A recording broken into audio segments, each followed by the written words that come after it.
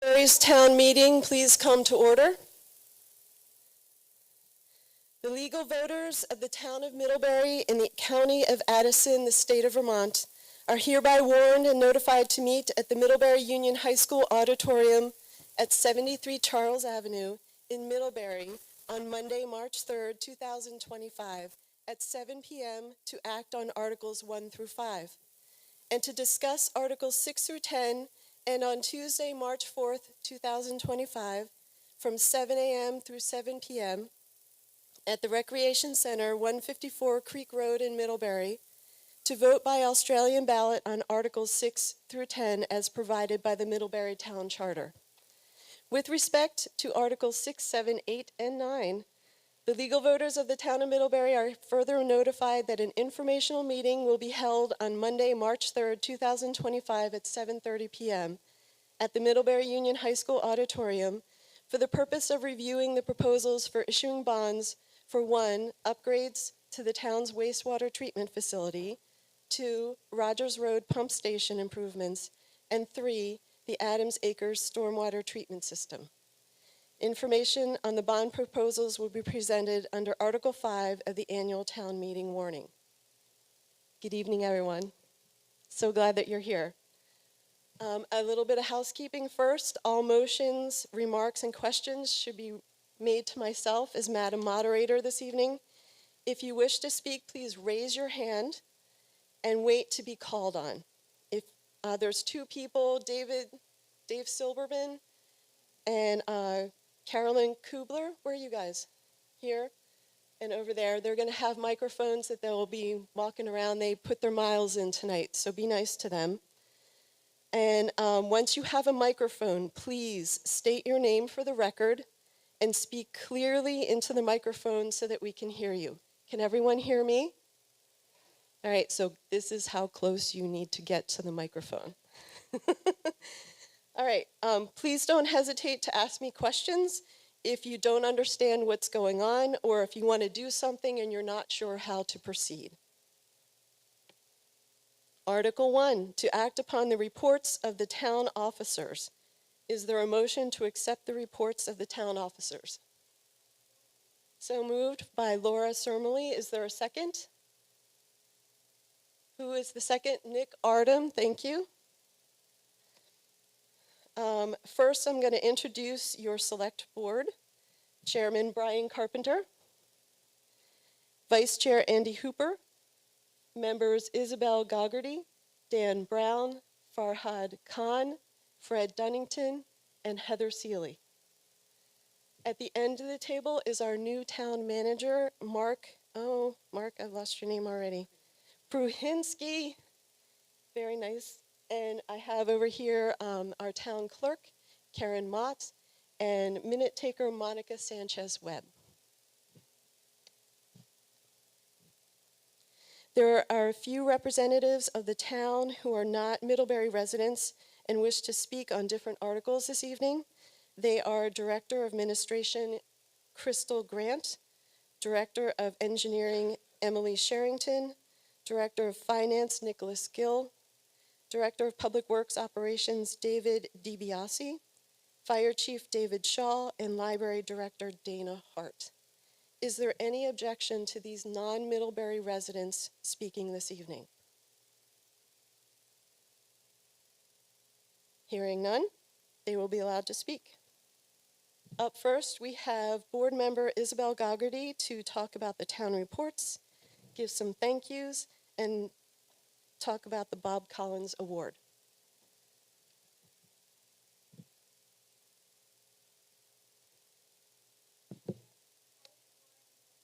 Whoop, hang on.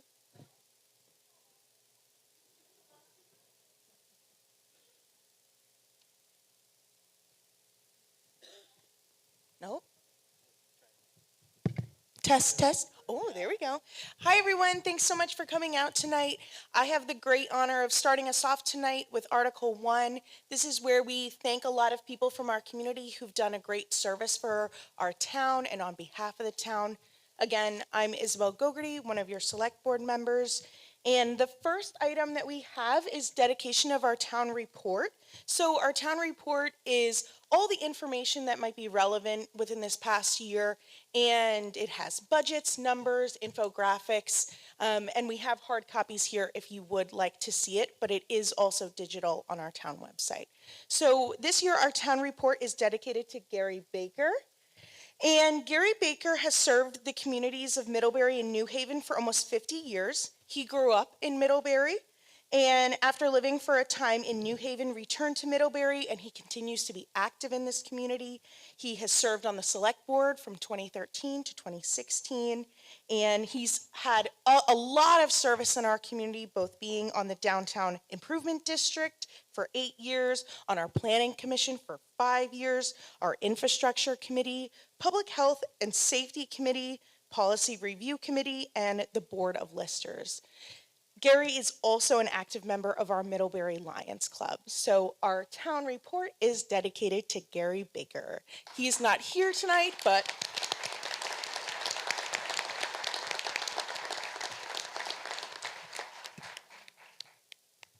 two points of appreciation that we have. We have a select board member, Heather Seeley, who will be leaving after 9 years of serving on the select board, including serving as the leader of our infrastructure committee. Heather is a strong advocate for proactive investments in our town infrastructure and promoting the importance of the investment for the town's future and success. Tom Hanley came out of retirement, serving our town again, this time as an interim town manager in this past fall in our most recent leadership transition. During this time, he supervised town staff through a reorganization of department oversight, including the hiring of new department leadership personnel and the development of the current town proposed budget. Tom previously served the town as our police chief for 32 years. So 2 notes of appreciation tonight.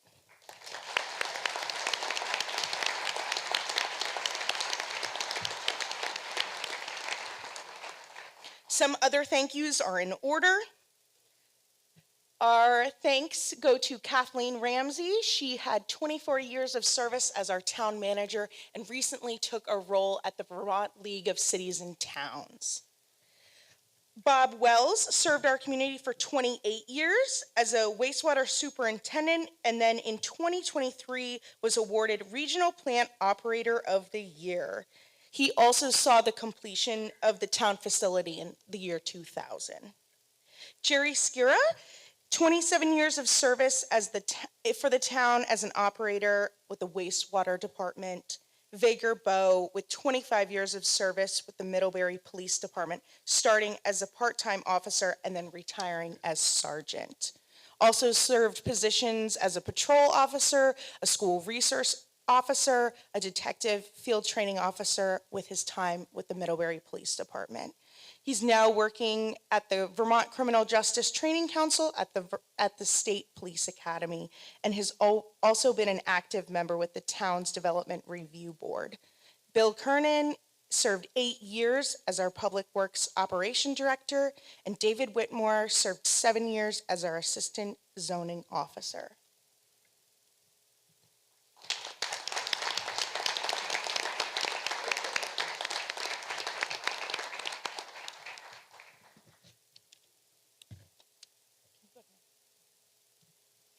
Every year, the Parks and Rec Department highlights community members in our town who have done a great service to the Parks and Rec Department, and you can read about that in their latest activity guide, but I'll just give some bullet points and summarize up why they're worthy of receiving the Bob Collins Award. So we've given out this award, the Parks and Rec Department, and in collaboration with the town since 1974. The award is presented annually to recognize individuals who go above and beyond for their commitment to the community and dedication to the Parks and Rec Department. This year's recipients are Casey and Mark McDonough.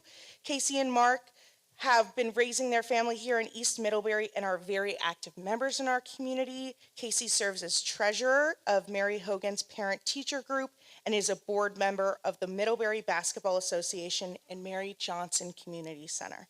Mark is a board member of the Middlebury Area Little League, and Casey works at Middlebury Bank, while Mark is employed at Middlebury College. Both have coached Little League sports, including soccer and basketball. So congratulations to Casey and Mark.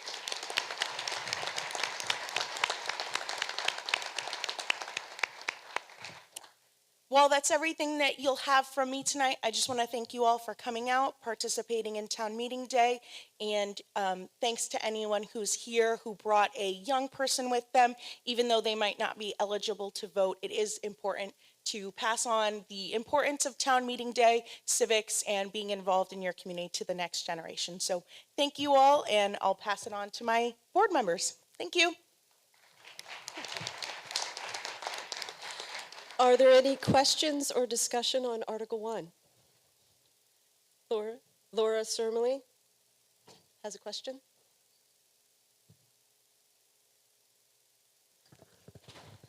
I don't have a question as much as another acknowledgement that I would like to offer. I just want to recognize our assistant administrators, Crystal Grant and David Sofrin, for the enormous amount of work they did in this interim period in keeping us informed and organized. Thank you so much during this time.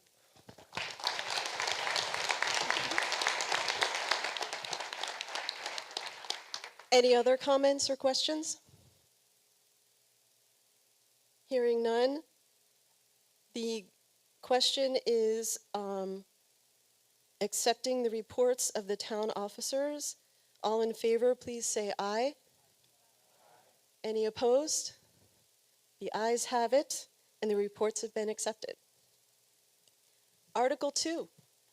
Shall the voters of the town of Middlebury vote to adopt the proposed budget for the fiscal year 2026 from July 1st, 2025 to June 30th, 2026 in the amount of $14,548,535, with a portion thereof in the amount of $9,162,148 to be raised by taxes and $1,065,863 to be allocated from annual local option tax receipts in excess of debt and maintenance requirements of the Cross Street Bridge to offset spending for capital improvements. What's your pleasure regarding Article 1? So moved by Heather Seeley. Is there a second? Seconded by Farhad Khan. The motion is on adopting Article 2 as warned. And I'm going to be inviting our town manager, Mark Pruhinski, to speak on Article 2. Thank you. Good evening, everyone. Thank you for the introduction. I just wanted to mention before I get started that I am thrilled to be here in Middlebury. I appreciate the warm welcome I received from all of you, and I just wanted to also thank the board for giving me this opportunity to serve. So thank you all.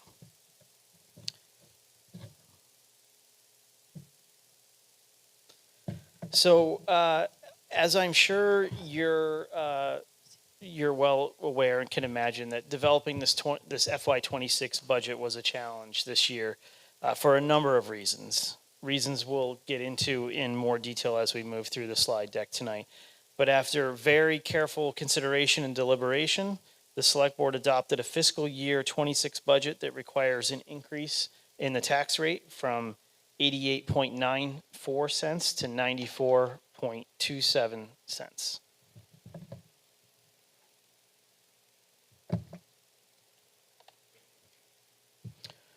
That's an increase of 5.33 cents or 5.99% if Article 3 is approved later this evening.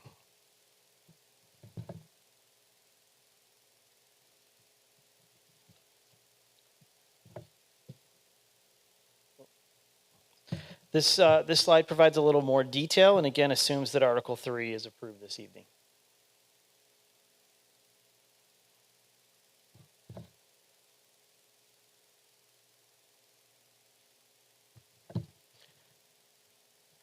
I just want to say it probably goes without saying at this point, since the word inflation has become part of our daily vocabulary, but it's worth noting that municipalities are not exempt, unfortunately. We're feeling the same pressures that with every purchase, with every project, just like you're feeling at home. That said, we remain committed to a robust capital plan, maintenance schedule, and to providing quality services to all of our residents.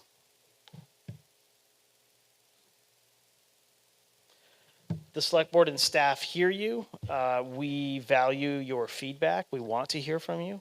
So in an effort to minimize increases in the tax rate, the board is proposing that we draw on reserves a bit this year and utilize our local option tax revenue.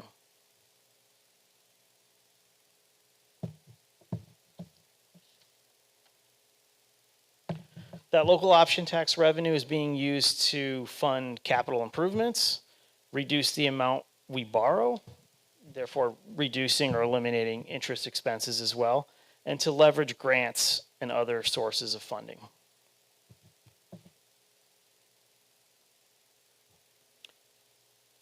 Here's a list of our primary budget increase drivers this year. Capital improvement spending, $123,451. Employee wages and benefits, $492,369. And I think it's also worth mentioning that health insurance rates jumped up by 16% this year. So that's what's driving that, that number up so high. Parks and Rec administration, $28,500. And equipment maintenance and purchases, $91,474.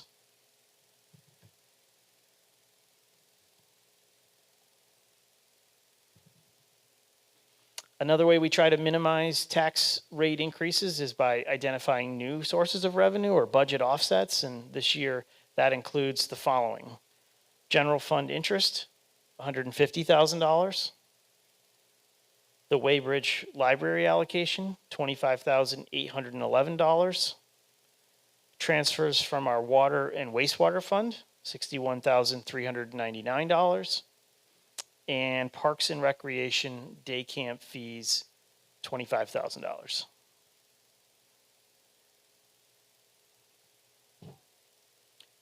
And a capital improvement offset, our local option tax reserve of $256,264.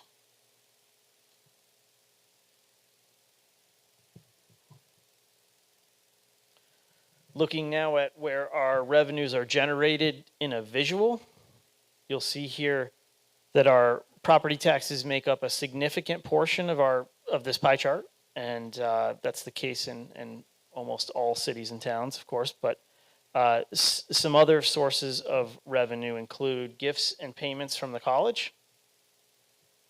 Again, our local option tax revenue, and charges for services, to name just a few. Oops. This slide here represents our expenditures. This is how we use your tax dollars to fund emergency services, police, fire, and a contribution to our regional EMS provider each year. It's funding for your libraries, for our public works operations, for our parks and rec programs, and capital projects townwide.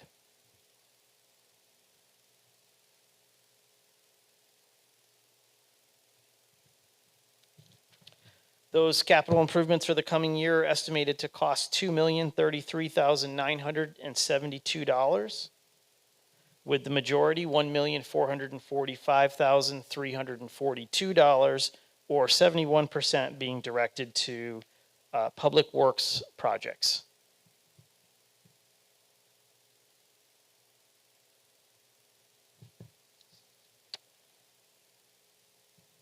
Those public works projects include road, sidewalk, and stormwater improvements, parks and rec infrastructure, and improvements to town buildings and equipment in several departments.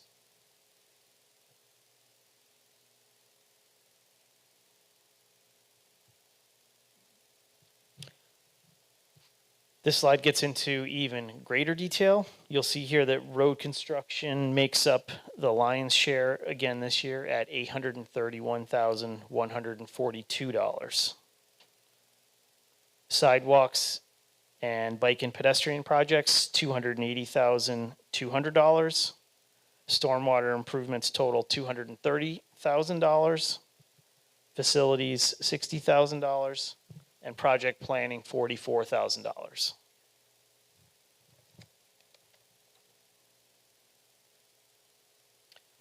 And since you've heard the term local option tax several times tonight already, and we'll be talking more about this topic in other articles, here on this slide is some historical data on our collections. Last year we collected $1,381,678 in taxes from prepared meals, from alcoholic beverages, and lodging fees right here in Middlebury.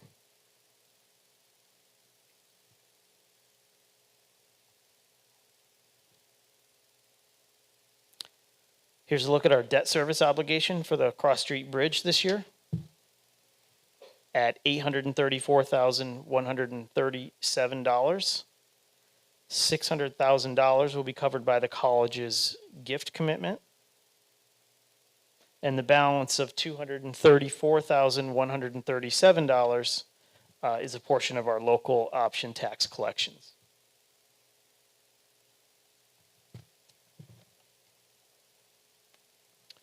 So with roughly $1.3 million in anticipated local option tax revenue and subtracting out $234,137 to fund the town's portion of our bridge debt service, that leaves $1,065,863 remaining to be used for capital improvements.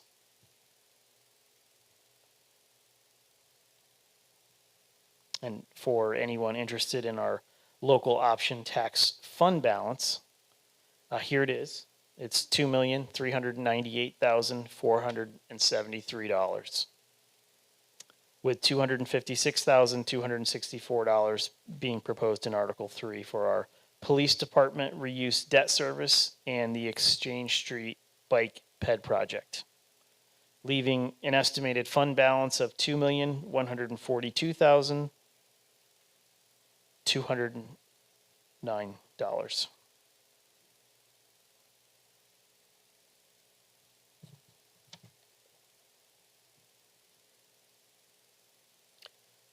Our featured agency requests for the coming year include some modest increases for Habitat for Humanity of Addison County at $5,000, for Middlebury Community Television at $6,000, and the Middlebury Area Land Trust at $10,000.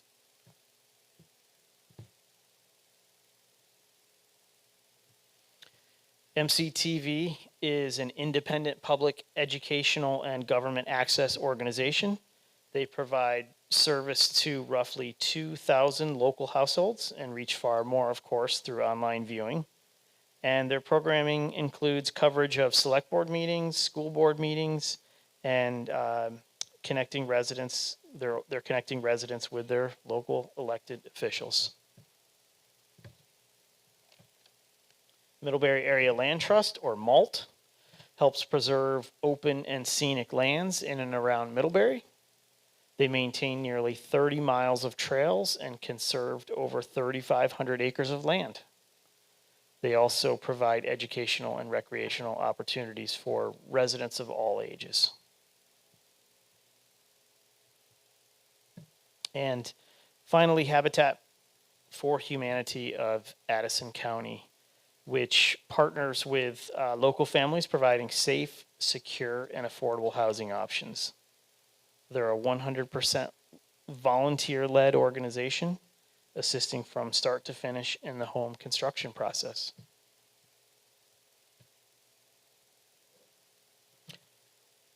Since I arrived here in Middlebury in mid-January at the completion of this budget process, I'm still on a very steep learning curve, but our very capable team of department heads and board members are here to answer any questions you have as we move through the various articles this evening. So that's a wrap. That's all I have. Thank you. Thank you, Mark.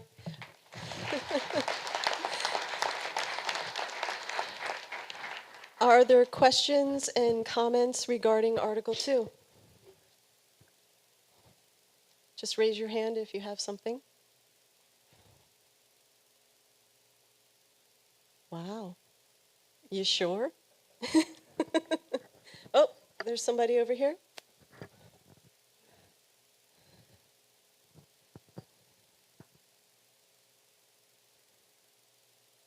They decided against it? Okay. Oh, Dave has a question. State your name for the record, Dave. I'm Dave Silberman. Move away from this so it doesn't get the feedback. So I kind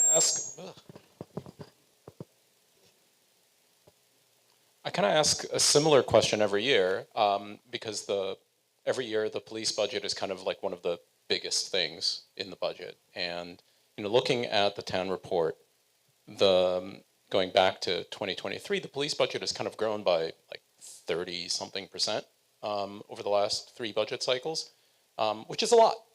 And it's also a huge part of the budget. So it's a big driver of the overall increase in taxes.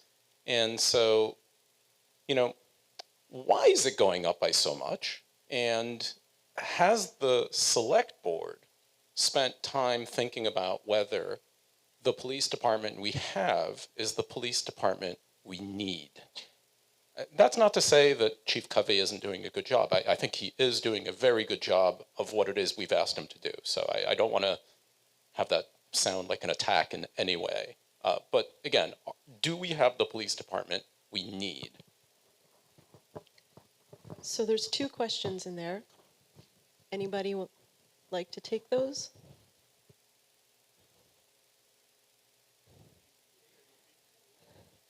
Wait for the microphone, please. You have to hand it over now, Dave. You can come up to the podium, too.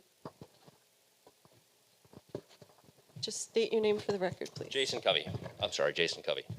So, Dave, to speak to your question simply, the budget has risen this year. It's a 4.87%, I believe, increase from last year.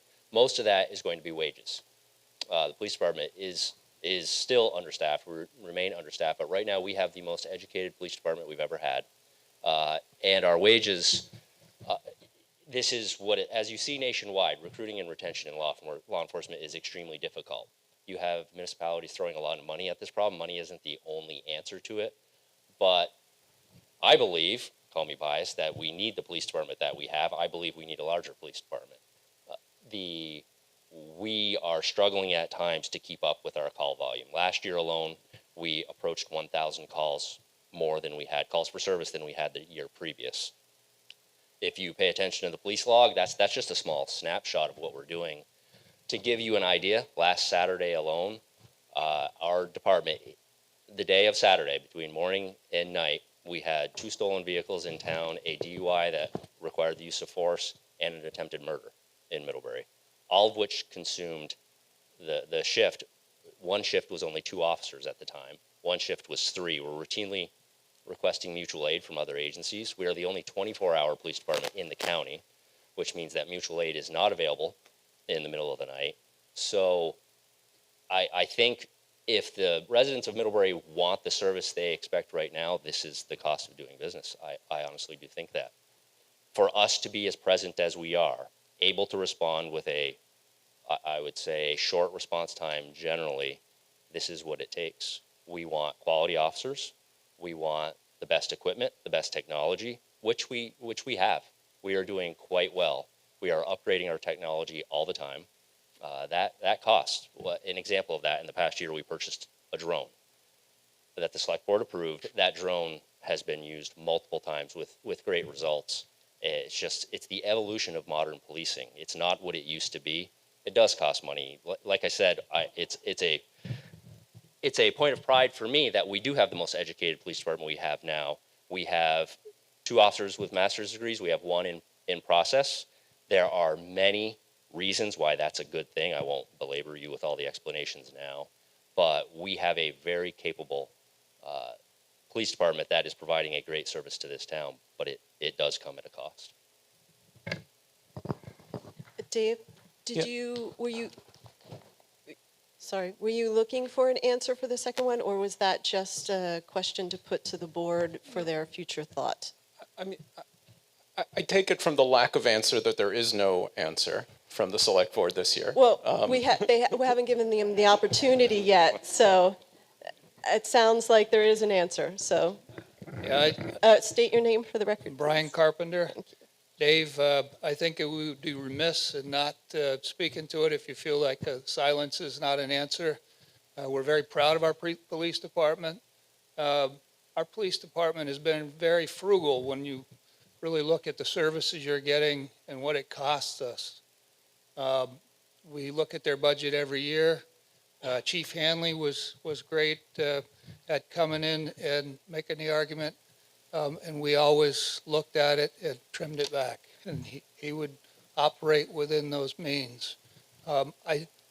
Interestingly enough, at the last select board meeting, one of the citizen comments was about, are we still going to be able to have the same level of police security with the impact of federal and state funding? We get very little funding from federal and state, and like Chief said, it's the cost of doing business. If you want to look at a community that defunded the police, go look at Burlington, and we don't intend to be like Burlington. So I think the select board is committed to continuing to provide the same level of service. Thank you.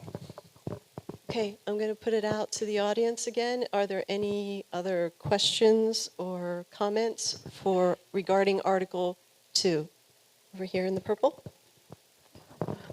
Victoria DeWind.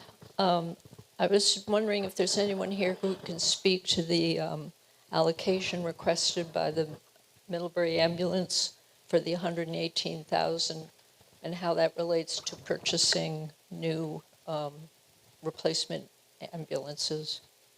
Okay. Anybody like to take that? Were you able to hear the question? Okay.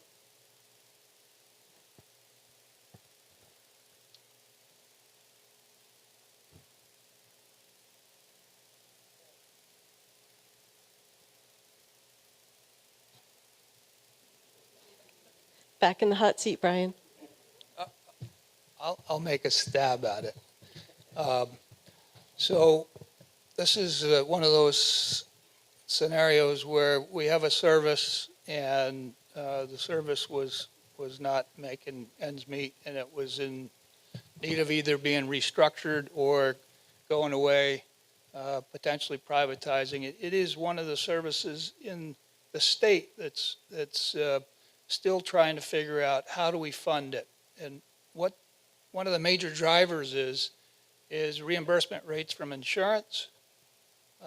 Another is the utilization of the ambulance by people for a ride to the hospital that are not insured, or the ride does not qualify for reimbursement. There's lots of reasons that go into it.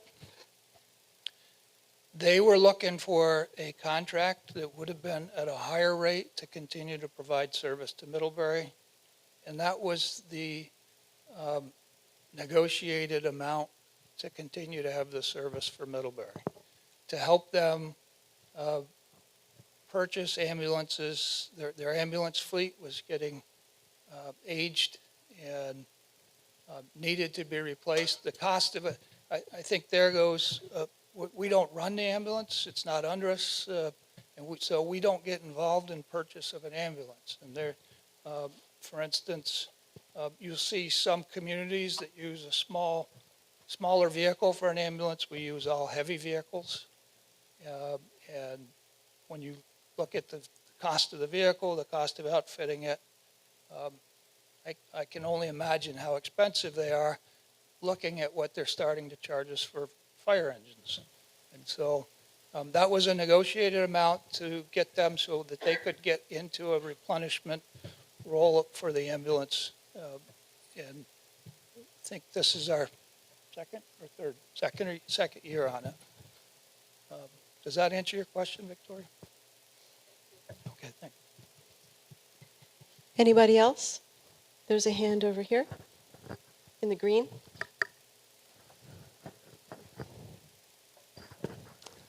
Laura Asermely. I appreciated Chief Covey's explanation of the police department budget, and I wanted to also note that it responds increasingly to mental health crisis, and I know that the community has wondered if, we have embedded support for that, and I know that the police department works very closely with our counseling service, and that there is someone at the state police department that is also available to help respond. Am I right about that? So it's true, they are a hard-working department, and we are very lucky that we have the staffing we do in that department. I'm wondering if some of the other department heads could also give us a few highlights, like about what their drivers are. I appreciated the overview that we just got from our new town manager and the clarity of the slides.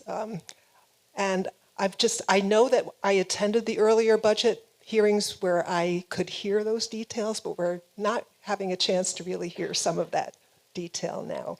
And I'm just wondering, is this the time in the budget where we might hear from our department heads a little bit more about highlights? This is when we're talking about budgeting. So I would say unless you have a specific question, we can leave it to them to decide Well, whether particularly Public Works. you would like to hear a little something from Public A little Works. bit more, yeah.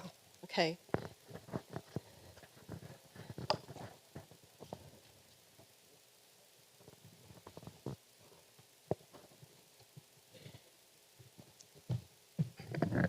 So on the public works Can you side, state your name for the oh, record? sorry, Emily And Sherrington. bring the microphone closer. I can tell you right Even now. closer? Yeah. I feel like I can hear myself. You can echo. get even closer if you wanted to. Emily Sherrington. On the public works side, I would say the major drivers, I tried to level fund quite a few categories this year, just knowing that we did have a lot of increase in healthcare and other areas. But highway construction is always a big one. And then the other one that had a lot of increase in it is stormwater projects. We have a lot of stormwater permits that are coming into being right now. Currently, they are in engineering, and they're going to move to this construction level, so they need more funding to help advance the projects for those. Do you have other specific questions, Laura, for the... I don't want to get too much into a back Okay. and forth if you are satisfied with that, Laura. If you have one more thing, I'll allow that. Microphone's coming to you. I know sometimes there's curiosity about which roads will be prioritized this year. I don't know if that's something Oh. you... I don't have the Okay, list off the top okay. of my head. We have started formulating it. It's quite a few. If people do have that specific question, reach out to me. We've already started working on that. So the one main one is Halliday Road. We have a $200,000 grant to reclaim the two end sections of Halliday Road. And so that whole road will be resurfaced. And And what- then Middle Road North is doing a major reconstruction this summer. And so that's already contracted to go while school's out. And then it's a few neighborhood roads throughout town. And then sidewalks or paths. So that's a separate fund. Separate. So we are advancing a sidewalk improvement project of doing replacement panels. And then South Street, we're toying with pushing South Street off. It depends on this next round of project review, plan review with the engineer. But South Street will be a major sidewalk improvement project once we get to that phase. But we're also going to put out a contract for panels around town where there's just sections, small sections of them that need replacement.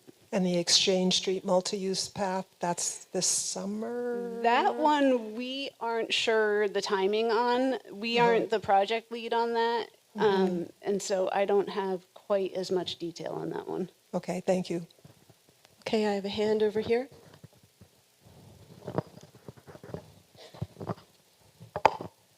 Thank you. My name is Mike Kellogg.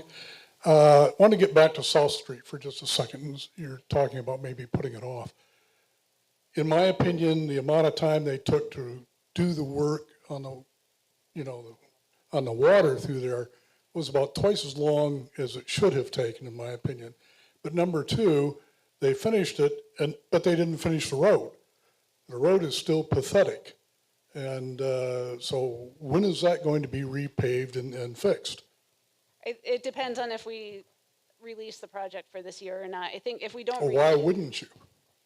for a number of reasons. I think we're getting really late in the schedule for getting a decent contractor on board. And by the time the contract is let and all of their submittals and things are in, construction wouldn't be starting until probably July or August. So you would end up in a similar situation as the previous project. Good evening, Ross Conrad. I want to thank the Select Board and the department heads for the significant effort you guys have all put into trying to keep the tax rate down. But the previous slide that characterized the current tax increase, which I think is around 5.9%, as modest, not what I would actually call modest, quite frankly. That's a significant increase. And it appears that one of the major drivers, if not the major driver, of the tax increases every year is healthcare. And I'm wondering, is there anything the town can do, anything the select board, any tools you have to control healthcare costs, or are we totally at the mercy of what goes on at the state and federal level to pay whatever costs come down the pike? Because quite frankly, we here in Vermont and the United States, we're overcharged for all kinds of prescriptions and health services that compared to other advanced countries all around the world. And I'm just wondering, how do we get a handle on this? What can you do, if anything?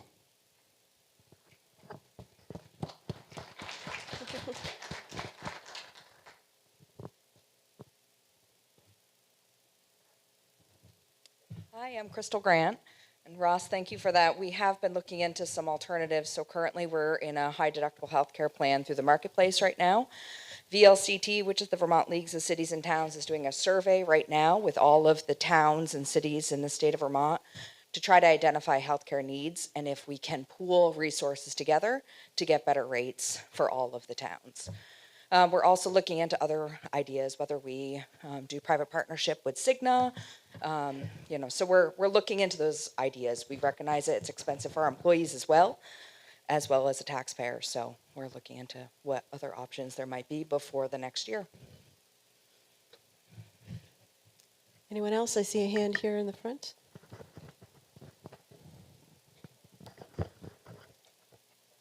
Evening, Richard Donnelly. I just want to, we're talking about public works and insurance. What about education?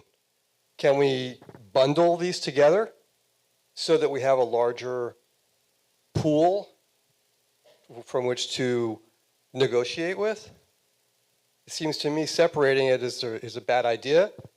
And what about other towns? I mean, can this grow and become something that's an Addison County thing? I don't know.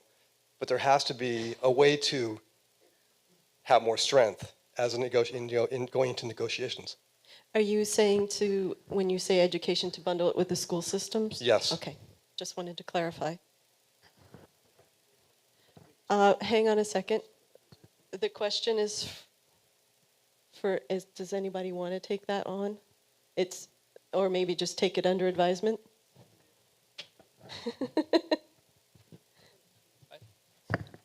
I think we'll take some of that under advisement, but when Crystal talked about VLCT, they're looking at bundling all of the like enterprises throughout the state to be purchasing power for healthcare. I don't know how we would work with the schools, but I will tell you that bundling services is something we talk about when we talk about fire, when we talk about police, any of those types of services, and certainly any place where we can gain from bundling and it works, where we're comparable. We're happy to look at it. So if that's something that's feasible, I really don't know. We haven't talked about that particular idea yet. Absolutely. I'm happy to take a comment from you, but not as an answer of the question. Then I'll phrase it as a. You need to state your name for the record. Steve Orzak, resident of Middlebury, and I serve on the ACSD school board, and I've been involved in finance and negotiations there for quite a long time. Currently, the way health insurance works at the schools is that is a state negotiated contract, and the individual municipalities or school districts have no say in that anymore. That was a change that happened a number of years ago. So although the bundling is a great idea, the school systems already did that. So I don't think it's possible for us to do that. So that's my comment. Thank you. Any other questions or comments?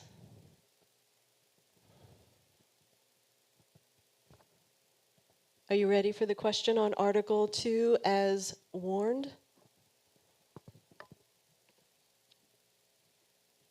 So all in favor of adopting Article 2 as warned, please say aye. Aye. Any opposed? The ayes have it, and we are going to move on to Article 3.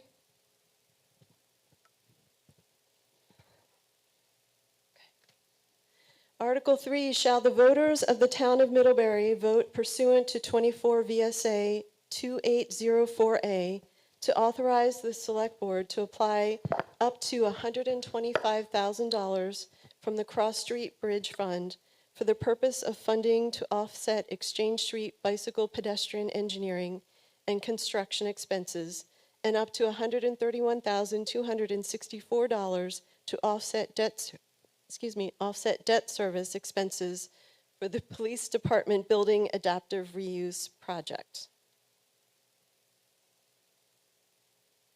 Looking for a motion? So moved from Jeremy. There we go. Is there a second? Second from Andy Hooper. So I'm going to, the motion is on adopting Article 3 as warned, and I'm going to invite up Farhad Khan to speak on Article 3. Sorry, Jeremy.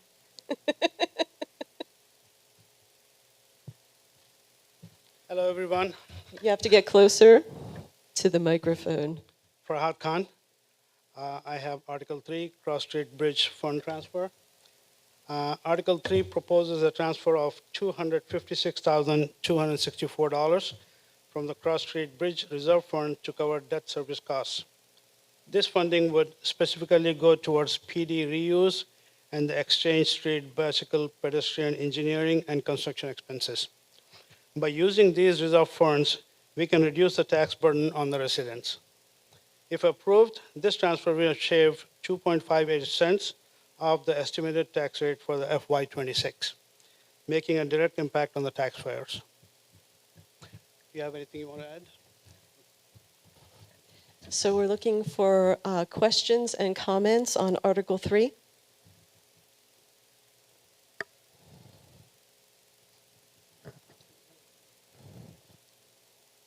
Looks like we have a question over here in the green. Could the department heads just say a little bit more about what the PD reuse project is for those that are new to town meeting this year? I mean, and then the Exchange Street bike path, I know that we had planned some time ago, but just say a little bit more if you don't mind about those projects. I'll let Nick answer. You have nothing? How's Emily?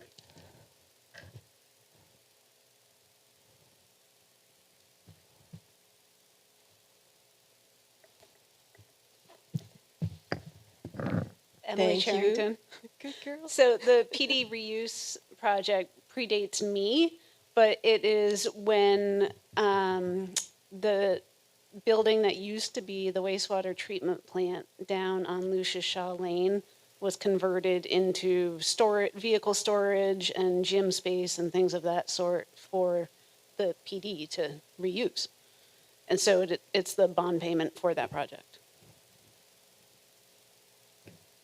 And then what was the other piece? The Exchange Street bike ped. Correct. That's the project that's been funded for handful of years, 6 years. And so that is the town's contribution towards that project.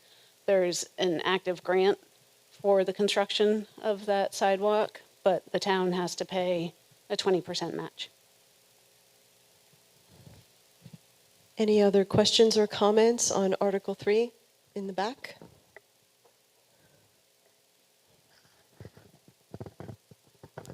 Yeah, Ross Conrad again. So just to be clear, if this is approved, the 5.9% increase we just approved will be reduced to less than 3.5%? Do I have that right? Could you explain? The Article 2 already assumes that this does pass. State your name for the record, Nick. Nicholas Gill, Nicholas. Finance Director. There we go. So Article 2 assumes that this passes.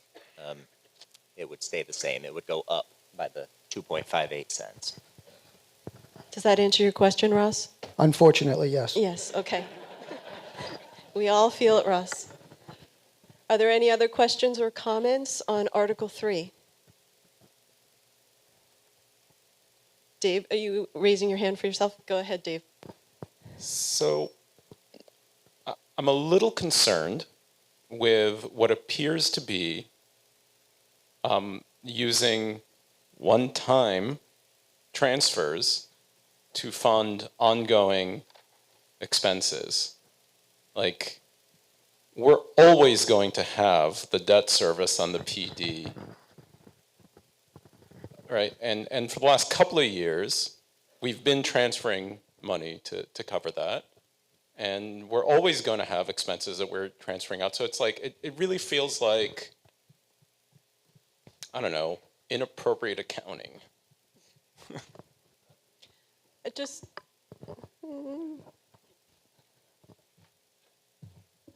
There has been a lot of discussion this past year on reworking how some of these things flow, but the local option tax flows into this account of trying to clean it up in a way that avoids that impression, if that. does that answer your question, Dave? Okay. Anybody else? A lot of smiling faces. Okay. Are you ready for the question on Article 3? Any opposed? The ayes have it again. Let's move on to Article 4. Shall the voters of the town of Middlebury vote to collect taxes on real property for fiscal year 2025-2026 in 2 equal installments due in the Treasurer's Office on the 15th day of November 2025 and on the 14th day of March 2026? What's your pleasure regarding Article 4? Moved by Farhad Khan. Is there a second? Seconded by Heather Seeley. I'm going to be inviting Dan Brown up to speak on Article 4.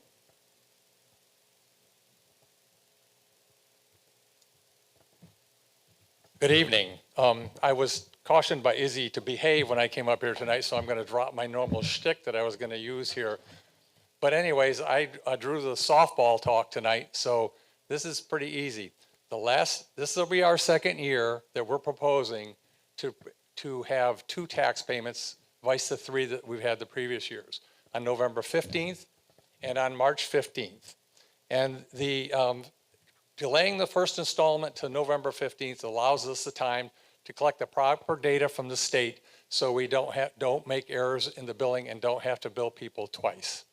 All right, and so so that will reduce the number of the corrected bills. And also, just as a reminder to everybody, we require 2 payments, but if you have a desire to pay more frequently or at a different rate schedule or anything like that, you can talk to Nicholas at the finance committee or finance office, and he will be able to arrange separate payments for you. So with that, very complex, difficult speech, are there any questions? Laura? Oh, Maybe Ross? are there any questions regarding Article 4 or comments? Look at that. Wow. Okay. Are you ready You, for Dave, the? you Are you ready for the question? Oh wait, not even Dave. Okay, are you ready for the question for Article 4? If so, the motion is on adopting Article 4 as warned. All in favor, please say aye. Any opposed? The ayes have it again. All right, we're going to move on to Article 5, which is to transact other business proper to be done, which means we are done with the floor voting. We're going to launch into talking about the articles that are up for Australian ballot tomorrow.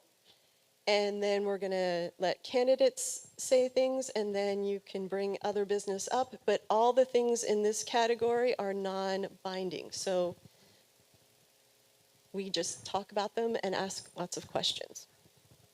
Clear? Okay. So first up, Brian Carpenter is going to speak to Article 6. I don't read them out because I'm just trying to save us all the time. Sorry, Brian, if you wanted me to read it for you. No, that's okay. Okay. So Article 6 is the article that we're voting on tomorrow to indefinitely extend the local option tax. When it was enacted back in 2008, the intent was to have it. Hey, Brian, I'm sorry. Did I forget to get a first and a second for Article 4? You did? I did. You did, yes. I did.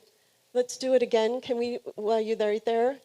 Go ahead, please. I need a motion to accept Article 4. Oh, wait. No, for Article 4, did I get it for Article 4? You did, yeah, I did? yeah. Yeah, we Then voted on that. ignore me, and that's what they said in moderator school. Just put it out to the people, and they'll tell you exactly what happened. So there you go. Sorry, Brian, go ahead. That's okay. So the original intent was that the local option tax would, and we named it the Cross Street Bridge Fund, would be collected as long as we had to pay on the Cross Street Bridge, so which was a 30-year bond. That takes us to 2038, which is when it is currently scheduled to go away. When in recent years we've looked at these significant excesses that the local option tax has brought in, we've been able to utilize them in our budget calculations, and that has been a major player in a number of things. One, our ability to keep the tax from going up more than it has, and really to a greater extent to have some funds that were available so that we could offer a match, and we were in a position to be highly competitive on some of the grants that were out. We could spend some of that money to engineer a project, for instance, and have that project shovel ready. And when the funds were available, we were at the top of the list because we had it engineered and we had our match ready and we could go ahead with the project. This has allowed us to do a lot of great things.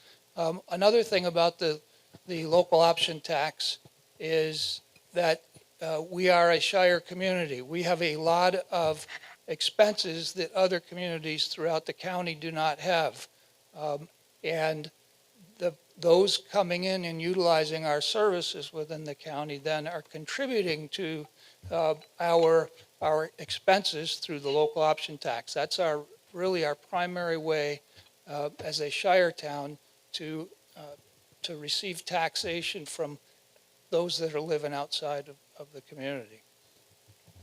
So this Article 6 eliminates the sunset provision. It sets the stage for, I think it was David's question of Nicholas, if it becomes a permanent tax, as permanent as any tax can be, I guess, then we plan around it. It's no longer just for the Cross Street Bridge Fund. It's the local option tax. We utilize that as part of, we can look at it in a different way because we have recognized as a community the intent is that that funds other things other than just the Cross Street Bridge. And this, it's not a shell game, but this coming to the voters every single year. We can reserve the funds that are necessary for the Cross Street Bridge and utilize the other funds in the process of doing business. I'd like to, am I changing the slides here? Oops. Boy, it was fast. So back when we first started it, we were getting just a little over 600,000. And you can see where we are today. We're up at the 1.4 million.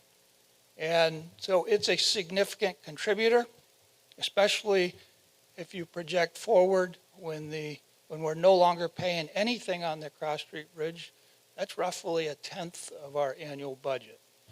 And that's a lot of those funds are coming in from people that live outside our community, the college parents that are coming into the community, staying at our local bed and breakfasts or hotels, eating in our dining establishments, those that are coming into the community to buy their vehicles, buy tractors, do all that type of stuff. There's a significant amount of local option tax that's raised. And so really asking you to put that as a yes when you are voting tomorrow. I think it's a smart move for our community. I'll entertain any questions. Are there any questions and comments? Things that we have. It seems to me that this is probably a more progressive way of raising revenue in terms of the ability to pay for people who are coming to our town, people who are buying lodging, for example. Can you say a little bit more about what types of sales or tax revenue this comes from? Is most of it from meals? Is most of it from lodging or other sources? Who is paying this tax, or what types of purchases is funding most of this? Thank you.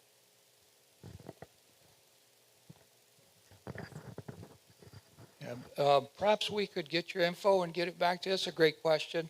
I know specifically, some of you don't know me, but I have a farm equipment business, and we collect that on tractors and excavators and all that stuff. I know that all the auto dealers collect that as part of an auto sale that's being registered within Vermont.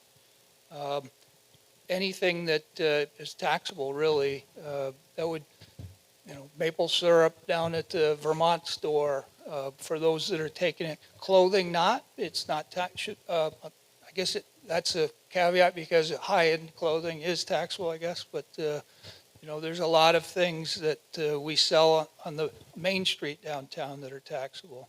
And as you say, the room and meals tax are I'm sorry? Groceries, no, they're not taxable. Lumber, all of the, we have a lot of the lumber companies for our county are here in Middlebury and East Middlebury. So a lot of that, the commercial hub is Middlebury for sure. And so as you have recognized, it's probably the best chance of having a progressive tax that we have. We have had some discussions of wanting to go to 2 cents.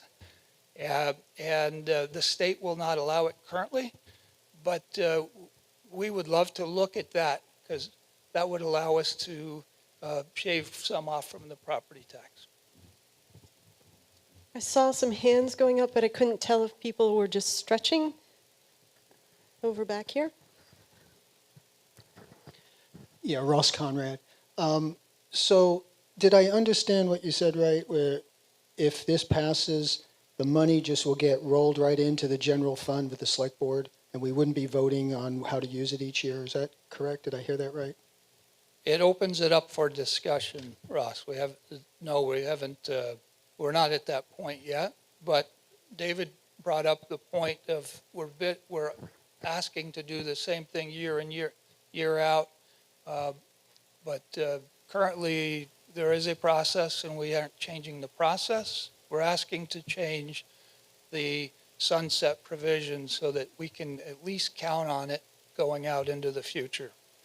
Right now, I'll give you an example. We have to look at the funding of the library, and part of our vote was that we would utilize this funding to pay some of the bond of the library. And at the time, frankly, I was unaware that we had ever put a sunset in, but we found out we have a sunset provision, and we have to, so that we don't have to have a very short or alternative plan out in the future to fund the library bond, we really need to eliminate this sunset provision.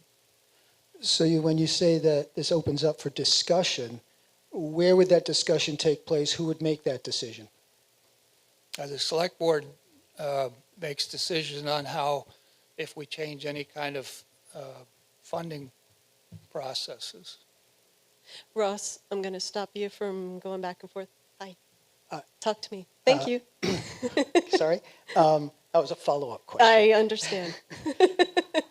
So, the general idea of collecting extra taxes from people outside the community, I think, is a good one.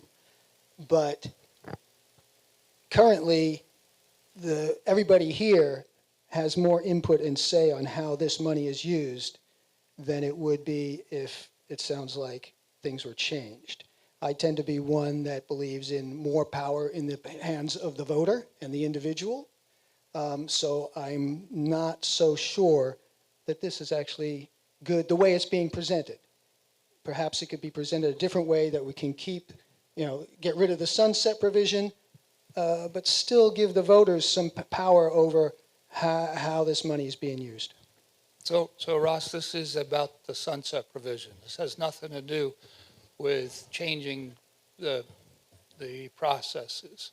But we have to eliminate the sunset provision for a lot of other reasons. I'm just saying to David, it opens it up so that you could potentially change your processes. Because right now we're bound by a process that was established in 2008. Frankly, I don't think that you eliminate any power, whether the funds go into your general fund or not, because you're still voting on a budget. And you voted on the budget before we ever talked about transferring the funds. So I think it's semantics. Do you understand, Ross, that he's saying exactly what you asked for? This is the moment that it's the sunset happens, and then any other decisions happen in the future. Okay. Anybody else? There's a hand right in front of where Ross is. One other question, Wait, Mark Mooney from Middlebury. Thanks, Mark. One other question, Brian. The interesting thing, I think the state takes a pretty good cut of that 1%. Is it 30%? Yeah, I was just looking to Nicholas. It is a sizable percentage, and the towns are currently working with VLCT. We started last year working with VLCT, the Vermont League of Cities and Towns, to push the state to keep a small, that's supposedly an administrative fee, which is exorbitant. And I think even New York State only allows 25% on credit card debt. So I haven't figured out where they came up with the 30%, because they would get none of that if we hadn't enacted it, and it really should be coming back to the town. So at point well made, we're working on that, Mark. I would really encourage that because, frankly, that's a nice cut for the state. And they get this from every 1% local auction tax around the state, I assume. They do. Yeah, it's not just Middlebury. But I've got a Andy? clarifying point. Andy Hooper, Middlebury Select Board. I don't know if it's currently the practice, but it was that state pilot was paid from the cut that they took out of local options tax. So wherever the state has property, it pays tax, municipal tax on that property, whether it's park or the courthouse, not the courthouse, that's county, but wherever there are state facilities, they pay tax, which comes from the state's cut of local options receipts. Anyone else? All right, I think you're all set, Brian. All right, we're going to talk about Article 7 next, and it's Heather Seeley is going to come up and talk about Article 7.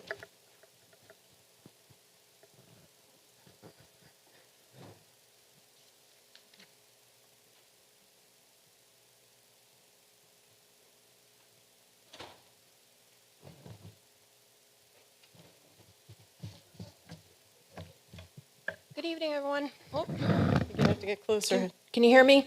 There you go. Good evening, everyone. Thank you so much for being here. Sorry. You tell me to get closer, and I get closer, and then I get feedback. It's not you, Heather, really. I'm going to hold still and let's see if that works.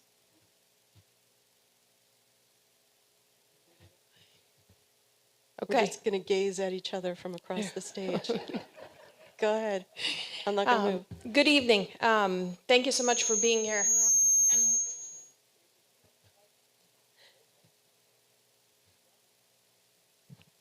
Oh, you know what?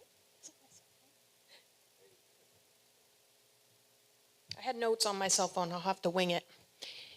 Maybe it's my cell phone too close to it. It's better now? It's better now. So sorry. Good evening. First thing I would like...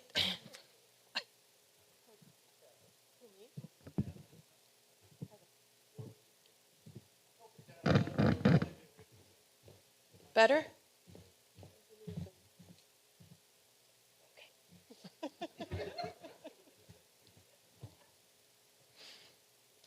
I feel like I just had to give up my cell phone to my mom, and I don't think that's the problem.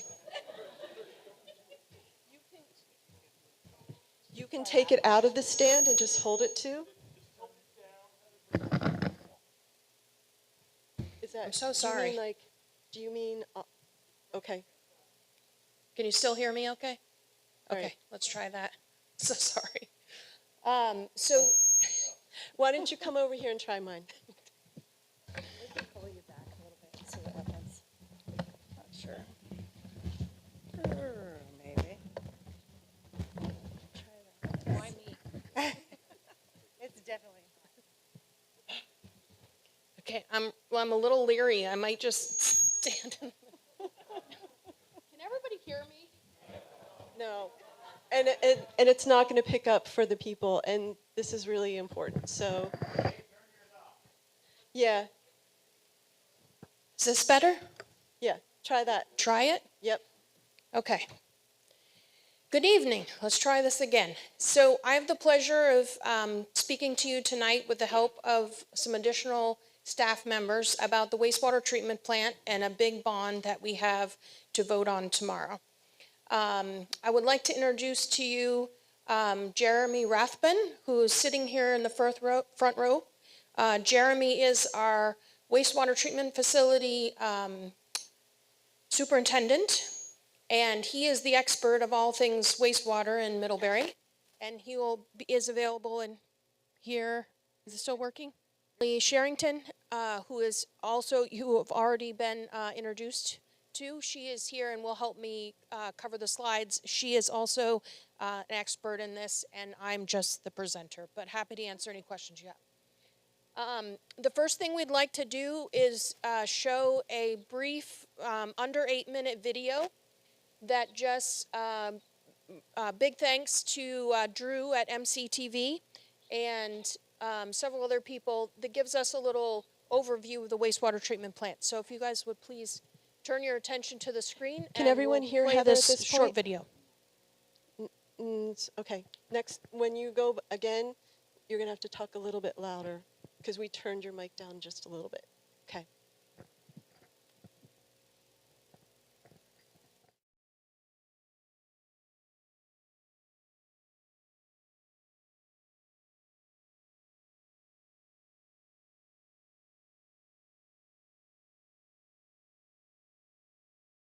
For the town of Middlebury, and also the 20 pump stations that service wastewater down to the town of Middlebury. What we are starting to find is the issue with the aging plant is the reliability of the system. A lot of the hardware that we have down at the plant now is because of its age, it is hard to get spare parts. We used up the last of our spare parts, and I went so far as to actually call the manufacturer and ask if they had a warehouse somewhere where maybe they had stuff that was still stockpiled or wasn't officially for sale, but that might be available to folks that still had this hardware and was trying to keep it running. And unfortunately, to no avail, did not. So, for instance, in something like that, we are actually going to look at what we would do with the upgrade and start upgrading some of those parts and pieces now because they have to be upgraded now. But that's one small piece, right? That's one small device and one small sensor piece of the entire plant. Now you take that and you multiply it by, the 1,000 different things that exist in that plant. And you can see very quickly the problem becomes, well, at a certain point, are we going to have a failure or a breakdown that we simply cannot get running again? And the problem with that is we are a 24/7 operation. We can't just shut down. We can't just call the state and we're going to be out of compliance for the next 2 weeks while we wait for the part to come in. It has to run, and it has to run right, and it has to meet the effluent standards. And if it doesn't, we have to take every reasonable measure we can take in order to make it do so. And so that is really a lot of what is driving this upgrade is the fact that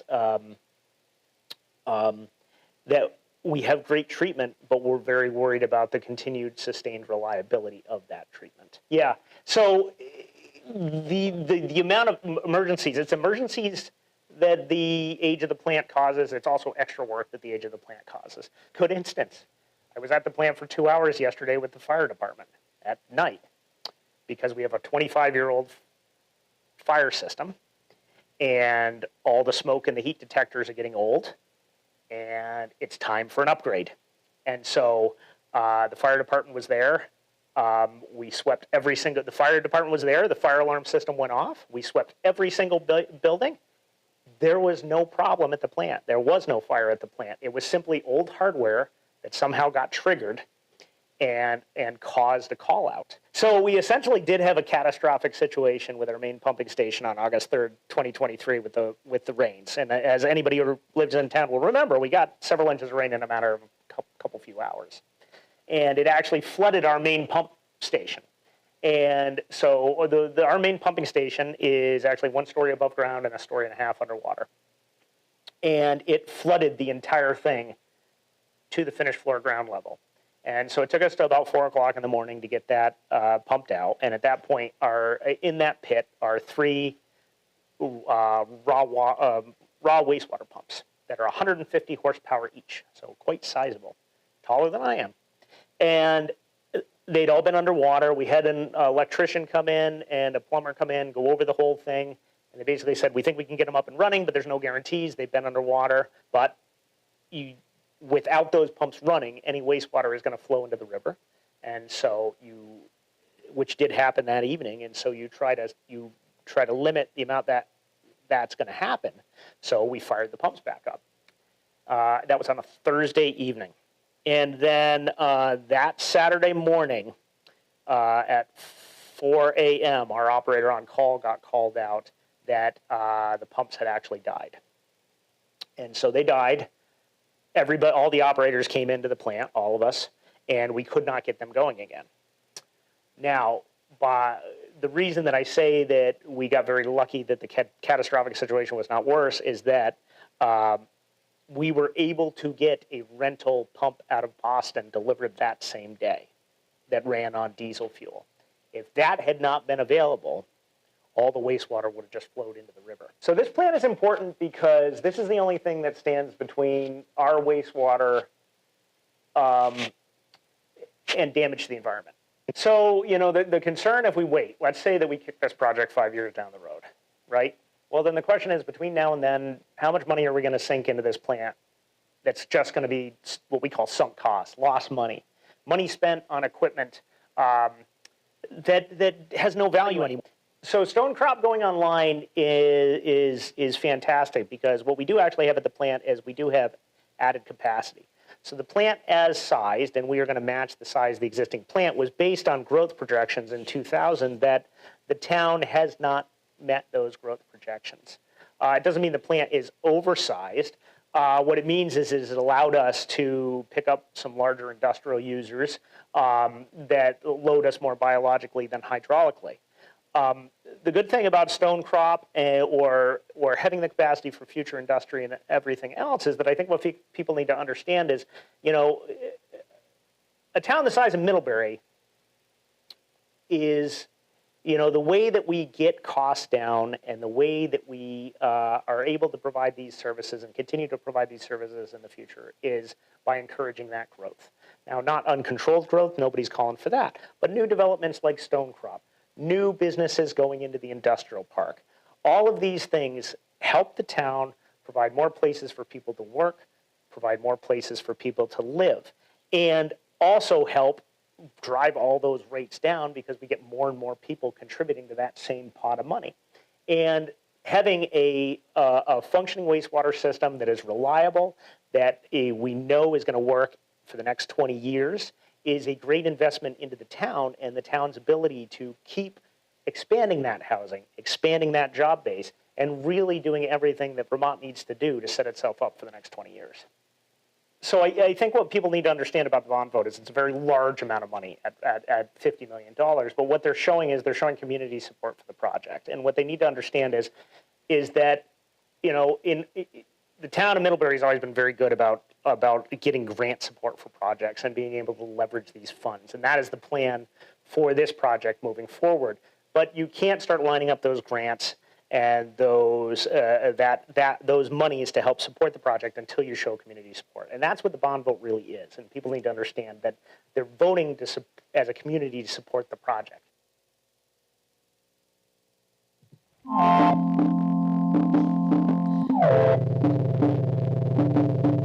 Okay, Heather, we turned your... Yeah,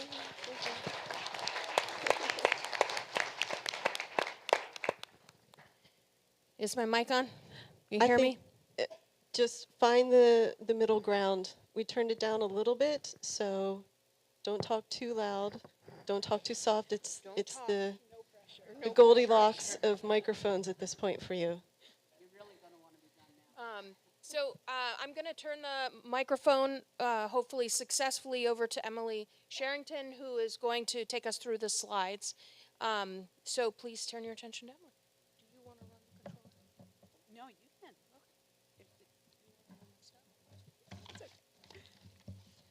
So I don't know that I can share the story any better than what Jeremy just presented in the video. If you can go a little louder, Emily, I'm sorry. Louder or closer? Louder. Louder? She needed to talk a little softer. You need to talk a little louder. Okay, we'll see how we do. Sorry. Can you flip to the next slide? So we're looking at upgrades at both the wastewater treatment facility, which was the first slide, and also the main pump station, which is this one.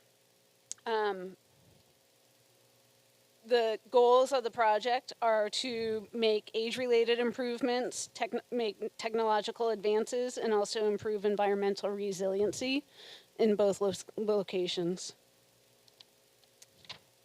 In terms of the age-related improvements, I think Jeremy spoke to this pretty well in the video, but the main wastewater plant has been in action since the year 2000. And it has been operating 24 hours a day, 7 days a week. And so if you can imagine just the wear and tear on all of the infrastructure and the mechanical devices that are in that plant, it just gets exhausted, and it's to the point where it's no longer replaceable because it's so antiquated. And just the corrosion and just the environment is really hard on that equipment. And we're also running into, as Jeremy said, not being able to replace the parts because they are so old.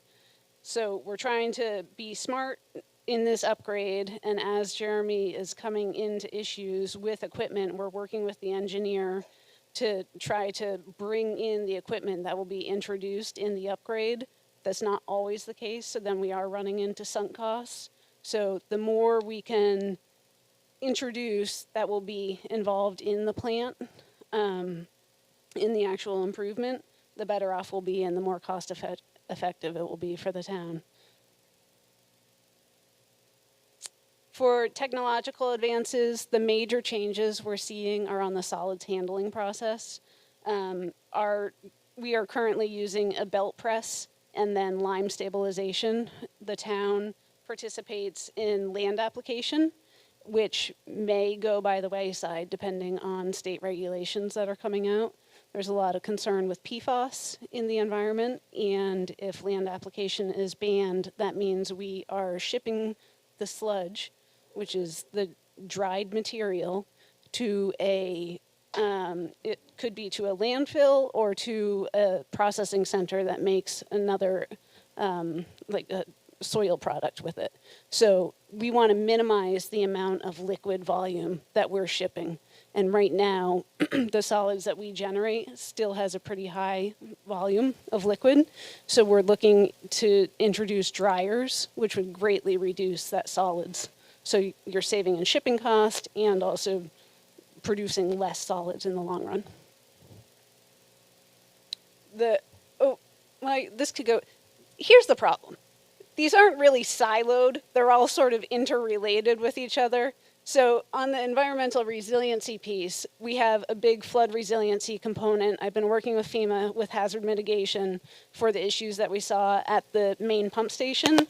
But sort of on the same token, the blowers at the main treatment facility, they are one of the most energy consumptive units on that site. And the new technology in the 25 years since those were installed will greatly reduce the energy use for that component of the plant. So a lot of these, we're sort of siloing them in description, but really there's cross-application through these different.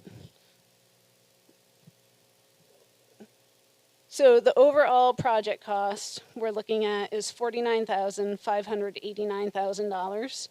That does have a considerable amount of contingency built into it. It has 30% contingency for the construction piece of it, which makes it a relatively conservative number at this point. I'd say there's some flexibility in this depending on where we go. If we turn it into more of a regional facility, other communities would potentially be participating in these costs. And it will also obviously impact the sizing of the equipment that we're using, that we're recommending.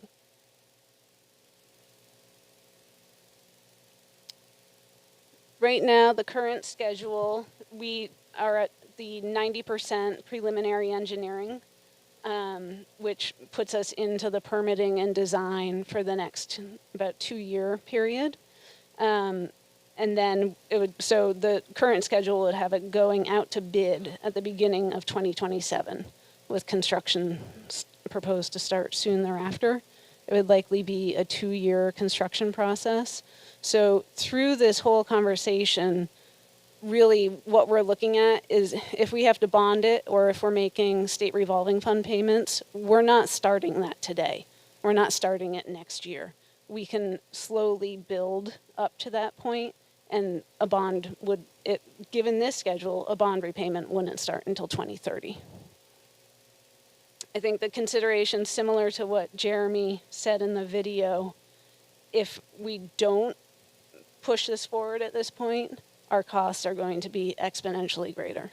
We're looking at the sunk costs that we mentioned, operator fatigue. I don't know if you guys got called in this last weekend, but I think it was the last 3 weekends they got called in on emergency calls for something breaking at the plant. I feel like every time I talk to the crew over there, there's something that's happened that has extended their hours, extended their time being there away from the families. It's just, people burn out if you have that constantly going on. And right now we have a really capable crew up there, and we want to keep it that way. We want to keep them healthy and keep them happy working here. There's also the increased cost of solids disposal, like I mentioned. We don't quite know where that is going to land with regulations. 2 bills were just introduced to the House 2 weeks ago regarding PFAS and land application. So depending on how much traction those bills get, it could go away pretty quickly. I know in the rough math, we pay the farmer $20 a ton to take the material away to land apply. If we had to take it to a landfill, it would be closer to $200 a ton, I believe. So it gets expensive very quickly, especially when you're then also shipping it. I don't even know if Coventry would take it. It might have to go to New York or up to Canada. So it adds up. In terms of funding, really what we're asking for tonight is a show of community support. With a positive bond vote, we can start applying for alternate funding sources. Our goal is to drive down the cost as much as possible so that we aren't having to bond for the full $50 million. For example, I spent my day today applying for a Northern Borders Regional Commission grant, $3 million grant that this plant would qualify for because it is a regional plant. We're taking in septage from other communities. If we open up our solids handling to other communities, it would also garner more strength for these funds.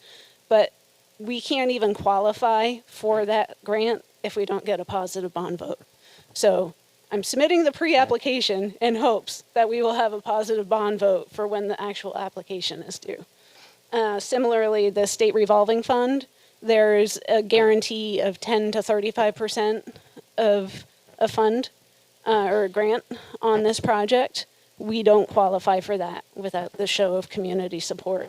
FEMA hazard mitigation, I think I've been working with them. We will probably qualify for about $400,000 at the main pump station for installing floodgates and flood doors. And then congressionally directed spending, that was just released last week. So I worked with Peter Welch's office today, still have to reach out to Bernie Sanders' office, but both of those are also other sources that require community support. So I can go through the application process, but we can't actually accept any funding if it's allocated without that.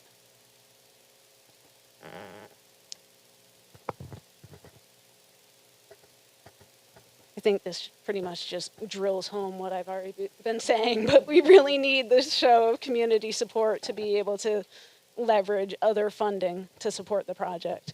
Running different numbers, I know it's a huge cost, and I completely empathize with that. And if we don't get any funding for it, if we had to bond for the entire thing, we would be doubling our wastewater expenses, our rates.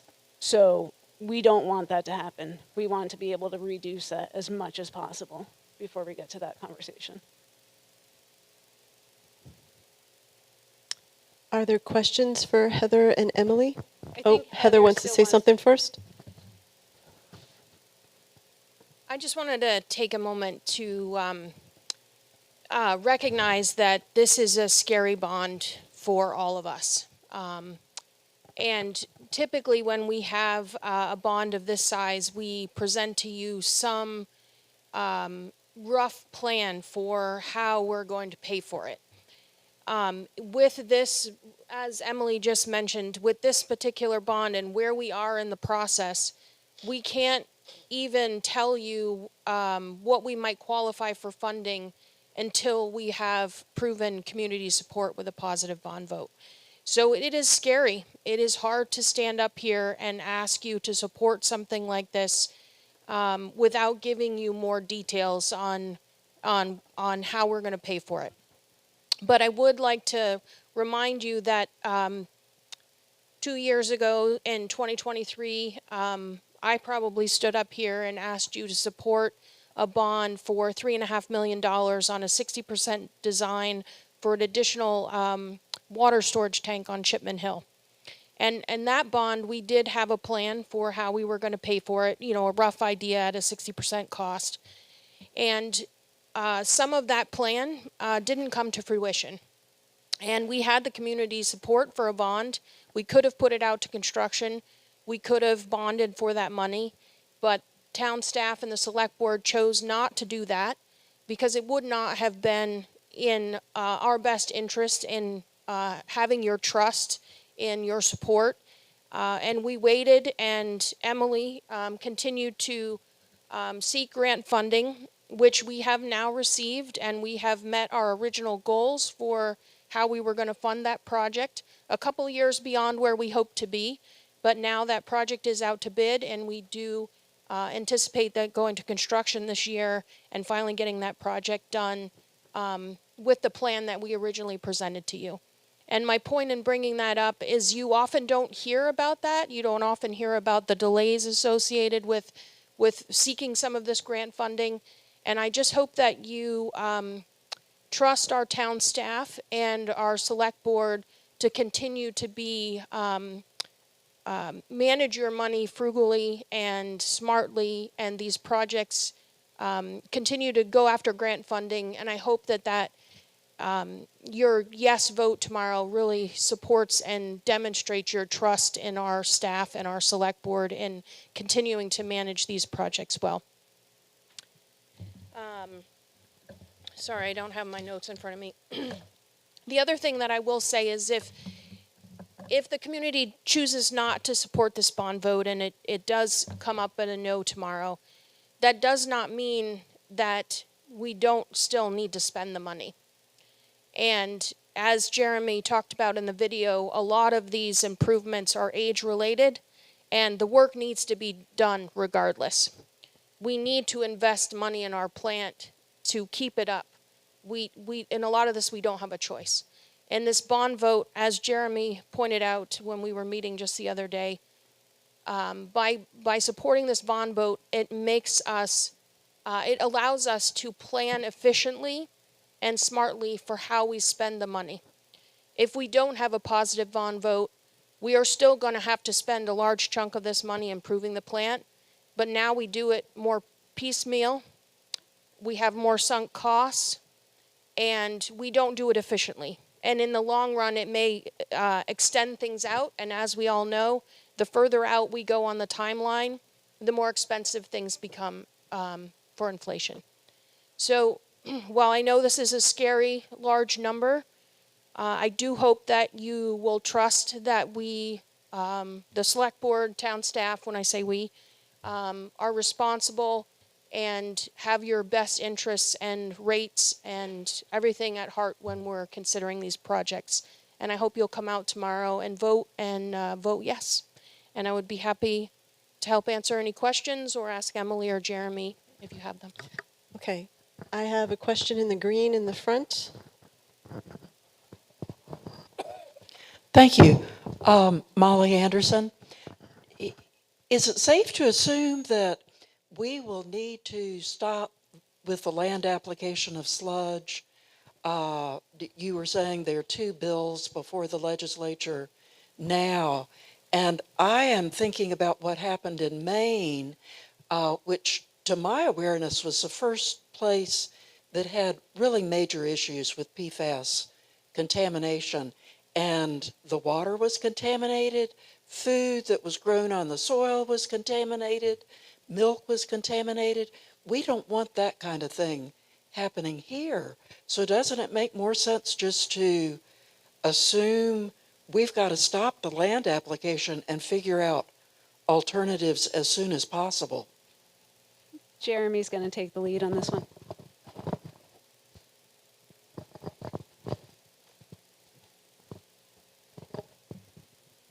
So that's a very good question, and it's one, let me just adjust a little bit. It's one I've heard quite a bit from citizens of the town. So all the citizenry should be aware the state is aware of the PFAS issue, and they're working on the PFAS issue, and they actually have currently an interim strategy. So we actually test monthly for a lot of things in our EQ biosolids, which is what we call the product that we apply to the land. So we test for metals, we test for pathogens. Once a year, we test for PCBs, and for the last 2 years, every quarter now we test for PFAS. And we actually test everything that we're taking out and applying to the land. And we are, and we make sure that our levels are well below what would be a cause of concern. Now, that being said, yeah, there are bills in the legislature right now that are actually looking to ban land application in the state of Vermont. And that is one of the reasons that we are looking at the upgrade in technology. Not to get too far into the weeds, but when they were talking earlier about the solids concentration of our biosolids. So our biosolids come off the press at about 14 to 16% solids. By the time we run them through our lime stabilization, pasteurization, and heat treatment system, we get up to maybe 41 to 50%. We actually, a year ago, pilot tested one of the new technologies we're looking at, and that allows us to drive our solids as high as 95%. So if you can imagine, if land application is banned, we want to be moving towards these new technologies that would allow us to have a much, much lower percentage to take off-site. The other neat thing is these newer technologies that we're looking at as part of this plant upgrade would set us up for other things that could be added later as part of the process. I'm not going to get into all the details, but there are things like pyrolysis that actually allow for almost the complete elimination of PFAS after that process is done. But yes, the whole concept around land application is something that we're looking at very, very carefully as part of this project.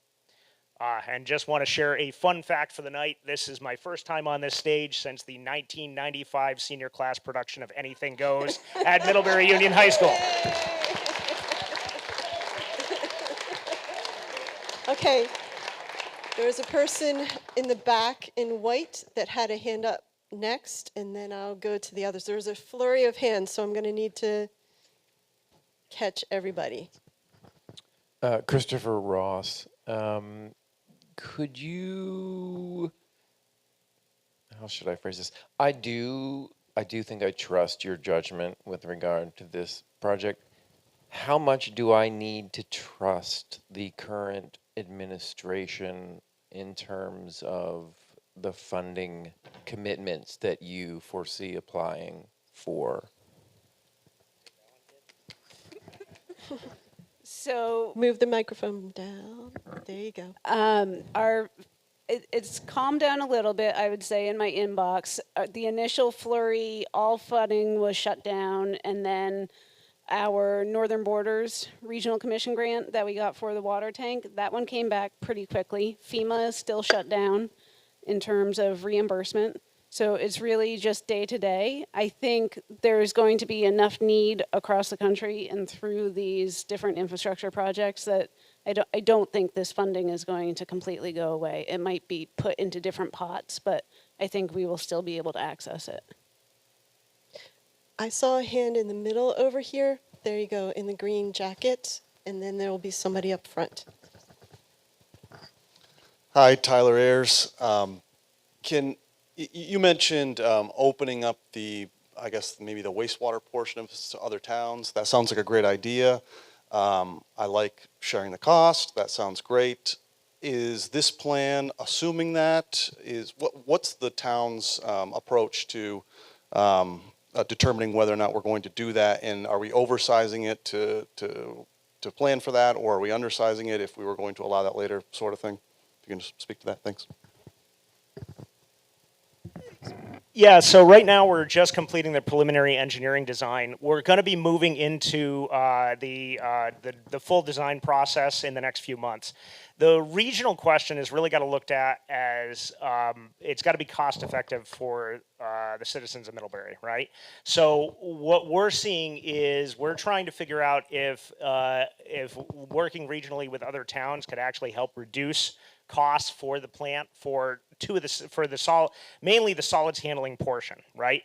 So we're going to have to install a system regardless that is going to handle our waste sludge and be able to either turn that into something we can landfill or hopefully turn it into a beneficial product that could actually be used for agriculture. Right now, our solids handling process is used not only for any of the what we call our waste activated sludge, which comes out of our sequencing batch reactors, but also any septage that is hauled in. And we take enough septage every year that it's about the equivalent of 2,500 homes from the surrounding community.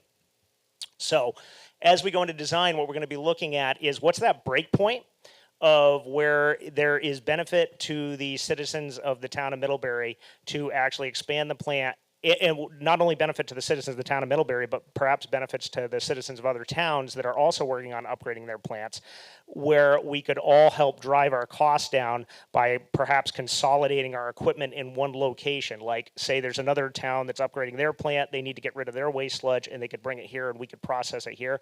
Same thing with the septage. But nothing is being oversized at this point. It's really got to be a cost-effective solution for it to be pursued, and that's what we're going to be determining as we move into design. Okay, there was a hand in the front here. Yep. I just want to clarify in a little bit more simpler terms for those who might not understand. If you might think I'm not on the town municipal wastewater system. I have my own septic system on my land. When you have your septic tank pumped, that is what we are talking about when we say septage, and that is what's coming into the plant to be treated. So even though you may not have a direct connection to the treatment facility, if you have your own septic system, you are still utilizing this service.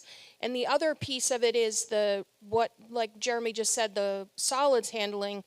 Other smaller communities like Virgins, they may not, if things change in the state as far as land application, they may be stuck in a situation where they may not be able to, deal with their solids. And if we have a system that's got the technology, and if it's cost effective and we can take in their solids, we can treat more regionally those solids and make them either land applied or, if we move into another system. So just, there's two different ways that we can support the community with this plant, both in accepting the septage and also in the solids handling. So, go ahead, Joe. I'm Joe McVeigh from Middlebury, and I wanted to return to the funding question, and I don't know whether this question goes to, looks like it's Emily. So my understanding is that the way that we pay for our water and sewage services is not part of the normal operating budget of the town. And I'm wondering if you could demystify for us, how do we pay for our water and sewage services? How do we pay for the employees who are working in that area? And then how does this potential project fit into it? Is this a capital project? Does this end up getting reflected most likely in the rates?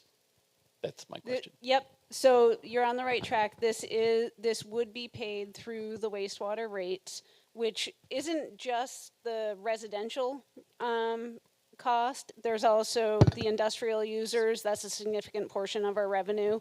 And then the septage that we keep referring to is one of the other major revenue streams for the user, for the rates that go into the fund. And it would be a capital fund. It would stay within the wastewater fund as a capital fund. I feel like there's another piece to your question. So if we're talking about approving a bond, that sounds to me like we're asking the town to be willing to borrow money, which normally is paid back through property taxes or possibly a local option tax. Would that not be the case here? Well, potentially there might be funding allocated from the local option tax, but we're not at that point in the conversation yet. But the major driver would be in the user rates.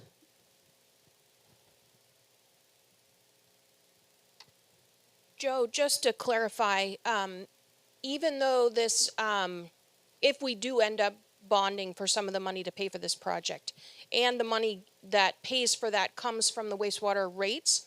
The whole entire town of Middlebury needs to approve the bond. That's the standard practice. Because if for some reason the the utility basically of the wastewater treatment didn't have the funds, the town of Middlebury residents would still be responsible for paying for that bond. So it is an entire community bond vote for a project like this. More questions and comments? There's a hand in green off to the right. Laura Asermely, I just want to say how completely impressed I am by the quality of the presentation tonight on this. Like, you've done an amazing job, Heather, Emily, and Jeremy, MCTV. Like, it's so clear, and I support this project, and you've made it so much less scary for us. Thank you so much for the thoroughness of the presentation tonight.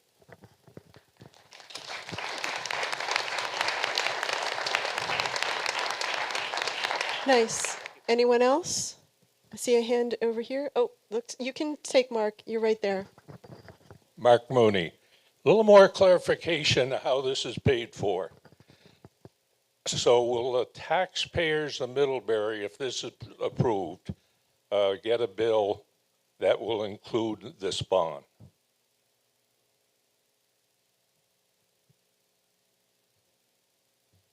So are you asking if that this would be included in the debt service in the general operating budget? Yes. No. So the wastewater fees that we collect, that people that are connected directly, residential, schools, industrial users connected directly to our wastewater system that pay a fee for that service, that whatever we aren't able to cover by grants or that list of opportunities that we hope to take advantage of, whatever we do have to bond for, that would come. We would have to increase the rates to pay for that. So only users will pay for the bond? Yes. Will that include the 2,500 out-of-town users who bring their septic there? Yes. Yes. When we do the budget for the wastewater treatment utility, we do include, that is part of the process, what we will charge for taking septic in. Yes. What we charge, what the rate is for that service. So when you have if you are not on the service and you have your own septic system on your property and you have your tank pumped, you pay for that, and the hauler then brings it to the town of Middlebury, and the town of Middlebury charges the hauler so much for bringing that product to the plant. So it'd be fair to say that last line up there, goal is to reduce the cost for users of the facility? Yes, and keep in mind that it does impact all residents, especially if you have students in the schools, if you go to our restaurants, any of our businesses that are connected to the system. Obviously, if the rates go up, they have to increase their revenue to cover the rates, and as someone eating out at a restaurant, I may have to pay more for my meal to ultimately cover the cost of wastewater. So we do all pay for it, even if it is indirectly. Okay, Mark. You all done? Well, I had one more. No, why don't we come back and let somebody else talk? The green against the wall first. Hi, Eric Moody. I really appreciate. Can you say your name again? I'm sorry. Eric Moody. Thank you. I really appreciate the fact that you've highlighted how delaying this is just going to make it cost more and more, and that's going to be a really big issue. And one of the costs that I didn't really see on there is the cost associated of if something were to fail again. Like, would there be fines associated with that? Would there be cleanup costs associated with that? Of course, there's environmental costs that we can't measure easily, but I was wondering if you could speak to that in terms of the importance of why doing this now might be so important. Sure. So, as a general rule, the state is generally pretty good about not imposing fines unless you are really getting excessive about your failures. So I would say that that would be a pretty low risk, but it is definitely a possibility. What we find more is it's a lot of sunk costs into the fact that we are having to change out equipment or buy parts for things that we just can't get anymore. Case in point, this morning we had a failure of our polymer mix system for our solids handling process. Now, not to get into the weeds, it basically is a part of the thing that takes all of our sludge and turns it into a solid. Called up the manufacturer. Turns out they went out of business in 2005. Spent the morning trying to track down who bought their business so I could try to get parts, while at the same time working with 2 other operators to scavenge together literally parts from an old box to rebuild this check valve assembly, mixing assembly with parts that weren't even made for it just to keep us running. Now, if we get a complete failure, we're going to have to just buy something new and put that in there. And it's going to run for as long as this equipment's there. And when that equipment's replaced, whatever we buy is just going to get tossed out. And that's what we always refer to as sunk costs. I mean, what we see it as the big worry for us is that we're going to start getting into things that we just cannot duct tape and baling wire back together. And we're going to have to start buying new equipment that is not what we really need to be running for the new plant. It's just going to be there to patch in to keep us going. And at that point, you know, we're really just not using the user's rate money well. Because at that point, we're putting money into that plant that we're tossing out in the next 5 years, and it's just not a good use of the user's resource, in our opinion. Did that answer your question? Okay. Right here in the green. Richard Donnelly. So this might be somewhat simplistic, but earlier on in the presentation, we mentioned efficiency and how there are blowers that are more efficient that you would be using versus what we have now. So this might be kind of leading, actually, but would the new plant be more efficient and end up costing a lot less, given that you'd have less patches, et cetera, et cetera, et cetera, plus just running it be more efficient and save money? So we need to get into design before I can stand here and actually give you hard numbers about it. But yeah, we do anticipate there are significant portions of that plant that are going to use less energy, right? So the blowers are a good example. Right now we have 25-year-old blower technology. They're what are called rotary lobe blowers. They run on and off, and what they do is they pump air into our sequencing batch reactors to maintain dissolved oxygen, right? So our dissolved oxygen is optimized for the bacteria, or for all the stuff that grows inside those reactors, and we try to maintain a level of about 2 to 3 parts per million. But when the plant was built, the technology was you just turn the blowers on and off, and they turn on when the dissolved oxygen gets to 1, and they run until the dissolved oxygen gets to 5. So basically about half the time we're over aerating the blowers. Now you can buy blowers that run on variable frequency drives, which means they're variable speed, and they just sit there and they optimize and they maintain a dissolved oxygen concentration that's optimum. So there's a lot of examples like that where the new equipment's going to use, like you could conceivably say 1/3 to 1/2 the electricity of what we're using right now. Now, whether or not the net balance of the entire plant when it's designed will come out to be less use than it is today, we don't know until the entire plant design is done, so I don't want to say that tonight. I will say, though, a lot of the systems, the efficiencies have improved incredibly in the last 25 years, and there's going to be certain systems that we use now that are going to be significantly less energy users when the new plant goes online. Right here. Just a quick return to this slide here that just showed that permitting and final design would be completed roughly first quarter of 2027. So some of these questions we would be better able to answer at the end of that particular part of the process. Go ahead. I'm worried about that. I'm Mike Roy. I'm on the Energy Committee, and I just want to say we're working really closely with this crew, and I think the question around efficiency is really important. It's also a question about sort of the greenhouse gas and kind of carbon footprint of the whole operation. Again, we can't say yet because the design hasn't been made, but I think this is a great project because it's very likely going to reduce energy use and allow us to move away from, having the carbon footprint that currently does. The lime in particular is awful. And so I think there's a really great opportunity here to do a lot of good things. Can you repeat, did you say your name was Mike Roy? Correct. Okay. Back here in the blue?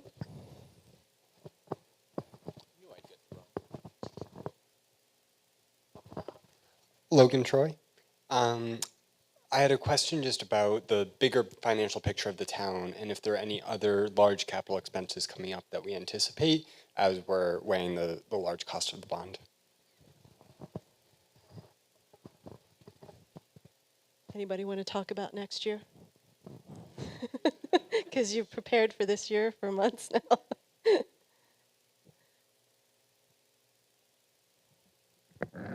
So we actually have two other articles on the ballot this year for other bond votes. One of them is related to wastewater specifically.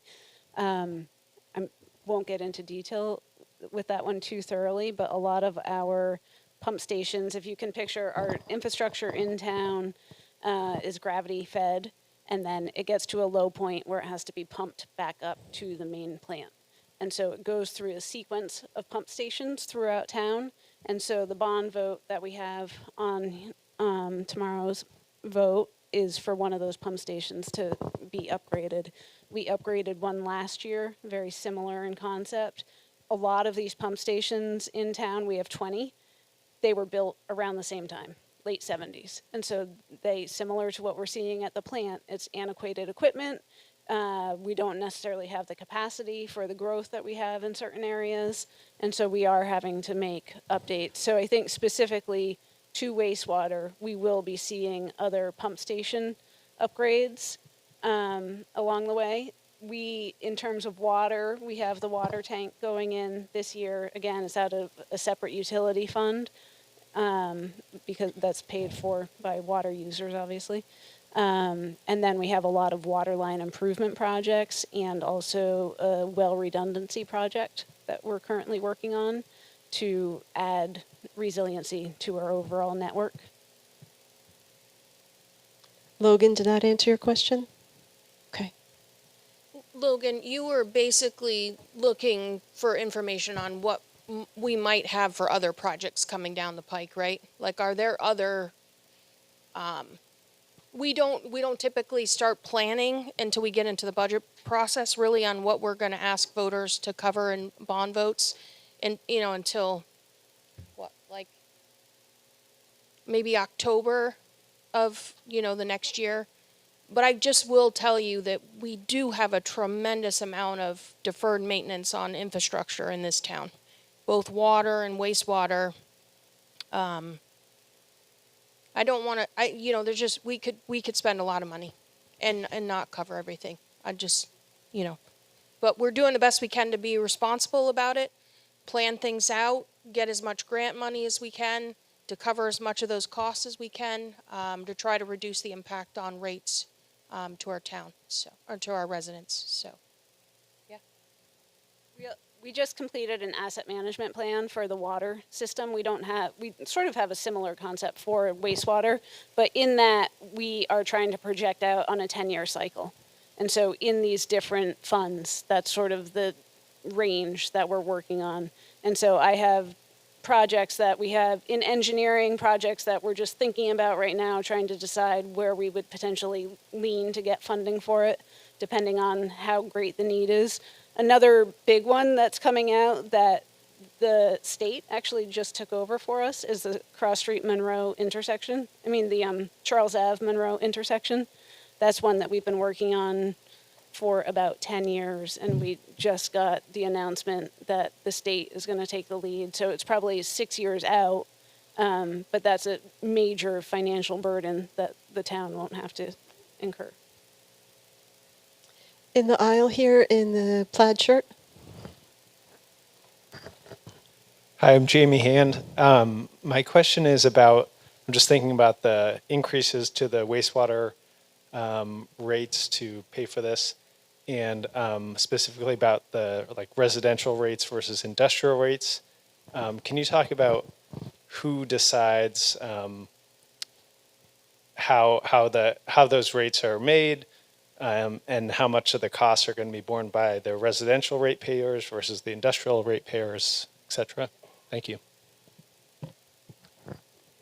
So the select board ultimately is responsible for setting the water and wastewater rates, but the infrastructure committee does do the work around reviewing those budgets, which determine what the rates need to be, setting the capital expenses, and then they make a recommendation to the select board, and the select board ultimately decides on what those rates are. That process typically, so remind me.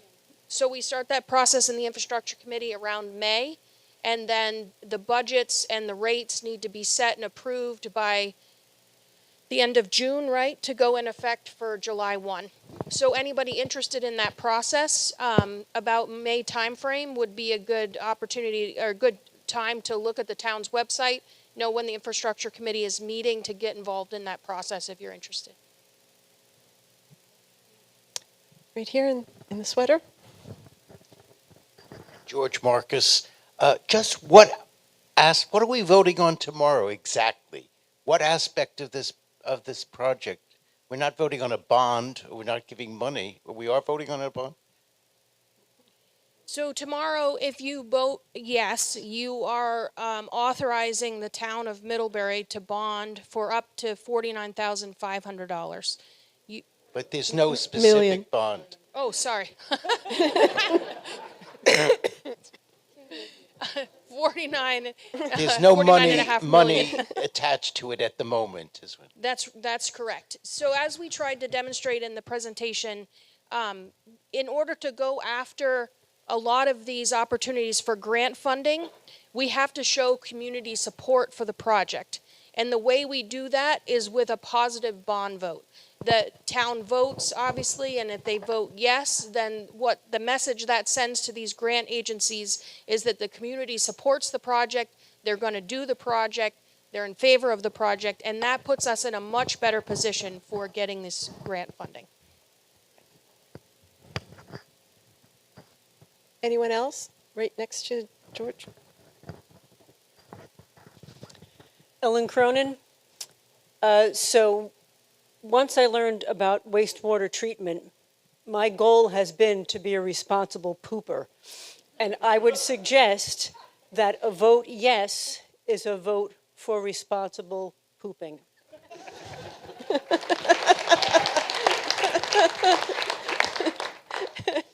That's sort of hard to follow. Anybody else?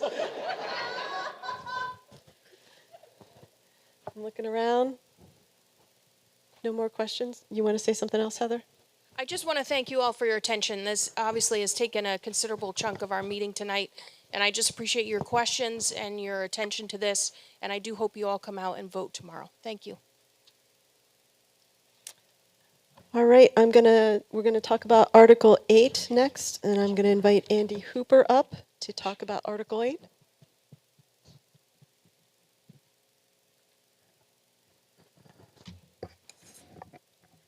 Before I get started, I just want to thank so many residents and few non-residents for showing up this evening, and many of you for sticking with us through that long, excellent presentation about our wastewater needs.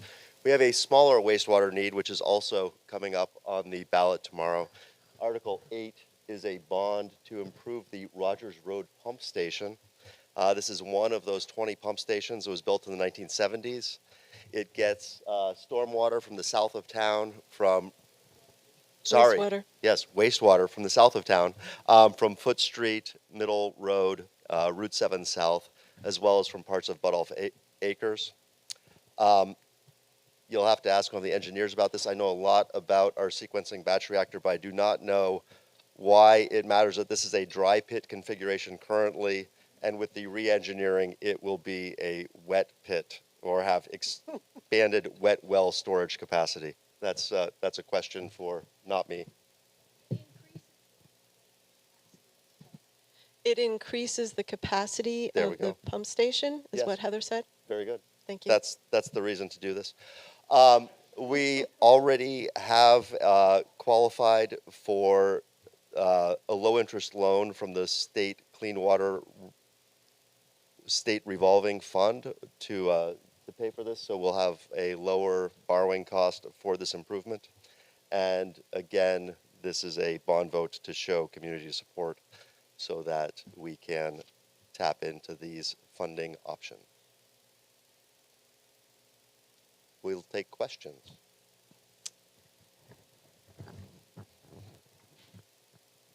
It's always tempting at this moment to go, anybody? Anybody? Looks like you don't. Oh, there's a hand over here in green. Molly Anderson again. I don't really see that we have a choice in these issues about wastewater treatment. We're not going to go to a situation where every house has an outhouse behind it. So let's go ahead and just do it. Thanks. Yeah, very good. Anybody else? All right, Andy. Thanks. Nice. All right, we're going to talk about Article 9 now, and it looks like Fred is already on his way. Hi, I'm Fred Dunnington. I've been asked to speak about the Adams Acres Stormwater project. For those of you who don't know where Adams Acres is, it's the name of a commercial subdivision in the 1970s and 80s, but it's really Boardman Street. Fred, as soon as you turn, it's All right. hard to hear. It's Boardman Street, including the area where G-Stone Motors is, and up to Hope and points south. It also includes areas beyond this. Go to the next slide. 62 acres in total. You can see it goes all the way up the hill to, or down to just beyond Rosie's. So 21 acres, or 22 acres of this is impervious surfaces, and there are state stormwater permits that Emily mentioned earlier are coming due. So this is a project that Emily has created and found some grant funding for to help stormwater treatment. Basically, this involves not only retaining the stormwater and accounting for increasing storm frequency and intensity, but treating the wastewater by filtering it and improving the water quality that gets discharged. So, next slide. This is an example of one of the sub-areas of this, which is the VFW on the left over there, and it shows grading and how they would reshape the land to create these basins that both retain and filter the stormwater. Next slide. So the cost of this overall is just a little over $1 million. We are asking for the authority, as with these other bond votes, to demonstrate our support for this so we can qualify for the remaining grants to make it happen. The town's share of this which is basically the street paved surfaces, is relatively small, anticipated at $165,600. And that is actually something we have programmed forward to the question about, are we planning for future capital improvements? That is on the list for the future. There is funding assistance, both in terms of grants and low interest loans. Next slide. And Victoria's received a $1 million low interest loan fund from the Clean Water State Revolving Fund. And once again, we're asking for community support to help us get the rest of the funding and financing together. And if you have further questions about the detail of this, Emily Charrington can explain why these things cost so much. So, are there any questions? Any questions for Fred? There's somebody in the back. It's a race to get back there with the microphone, people.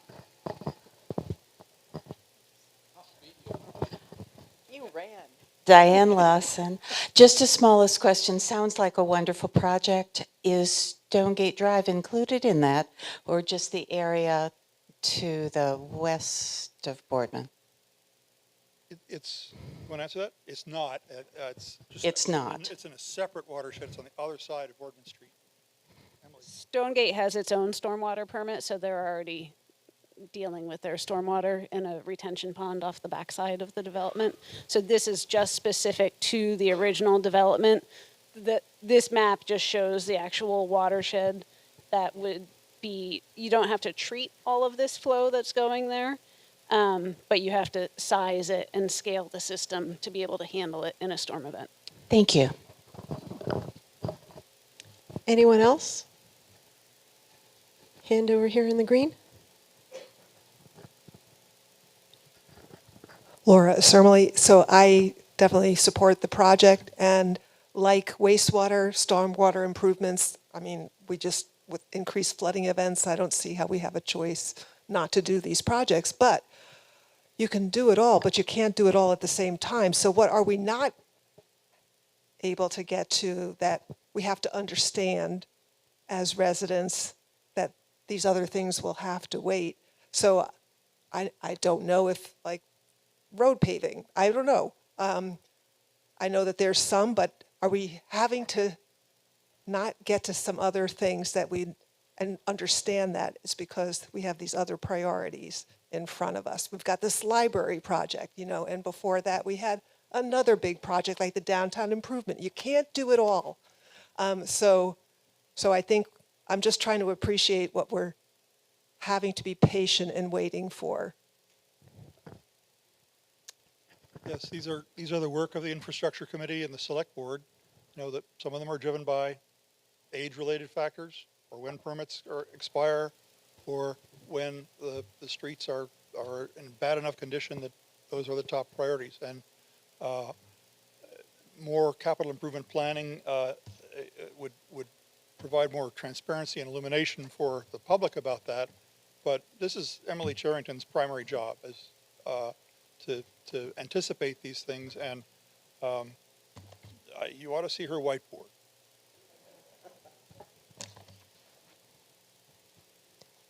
Anything else? All right, let's move on to Article 9.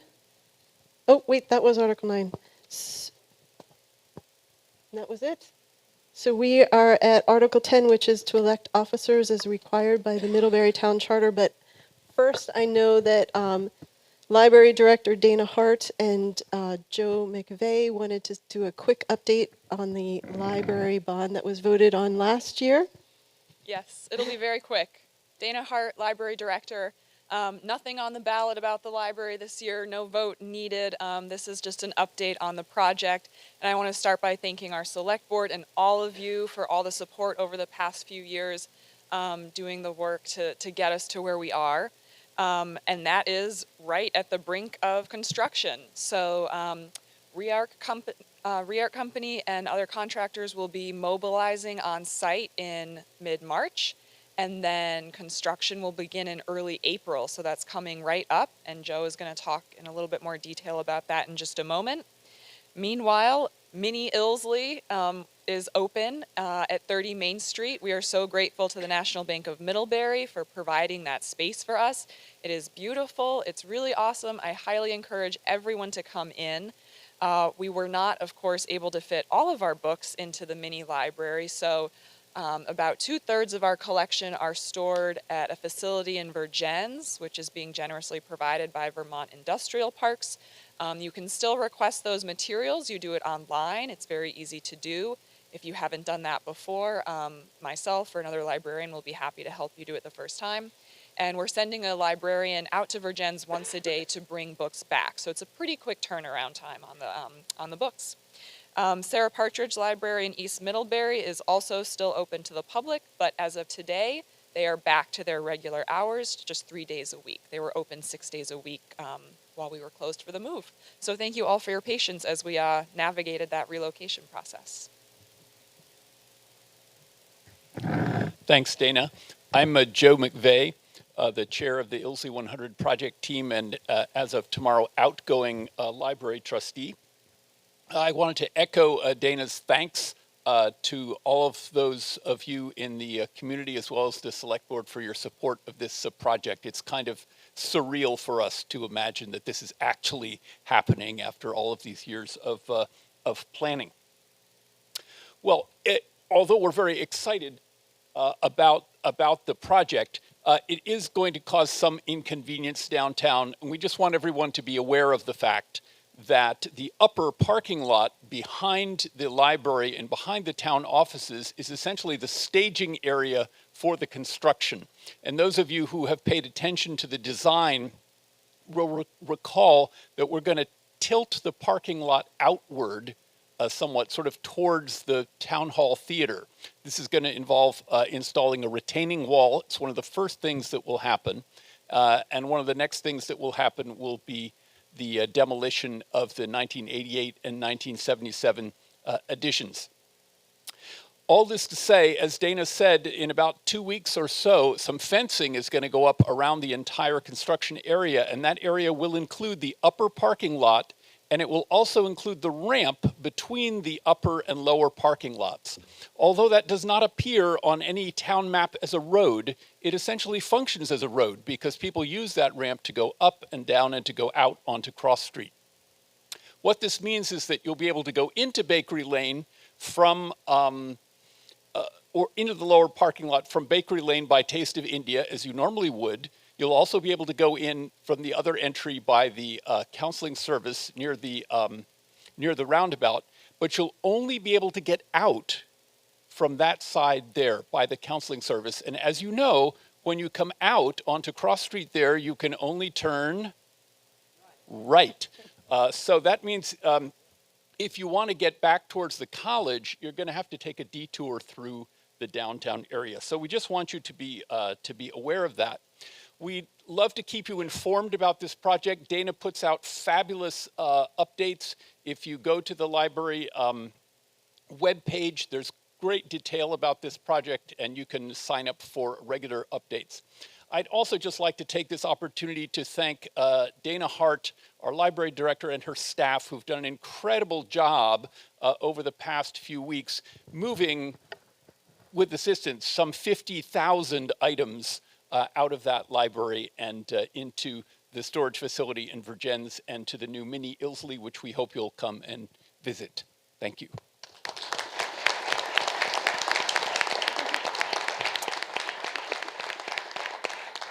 Okay, candidates, think about what you want to say really quick. We have Senator Ruth Hardy promised a very brief update. Thank you, Susan. Hi, everybody. I'm Senator Ruth Hardy, one of your 2 senators for the Addison district. I represent all of Addison County, plus Huntington, Buell's Gore, and Rochester. It's been fascinating listening to the wastewater conversation.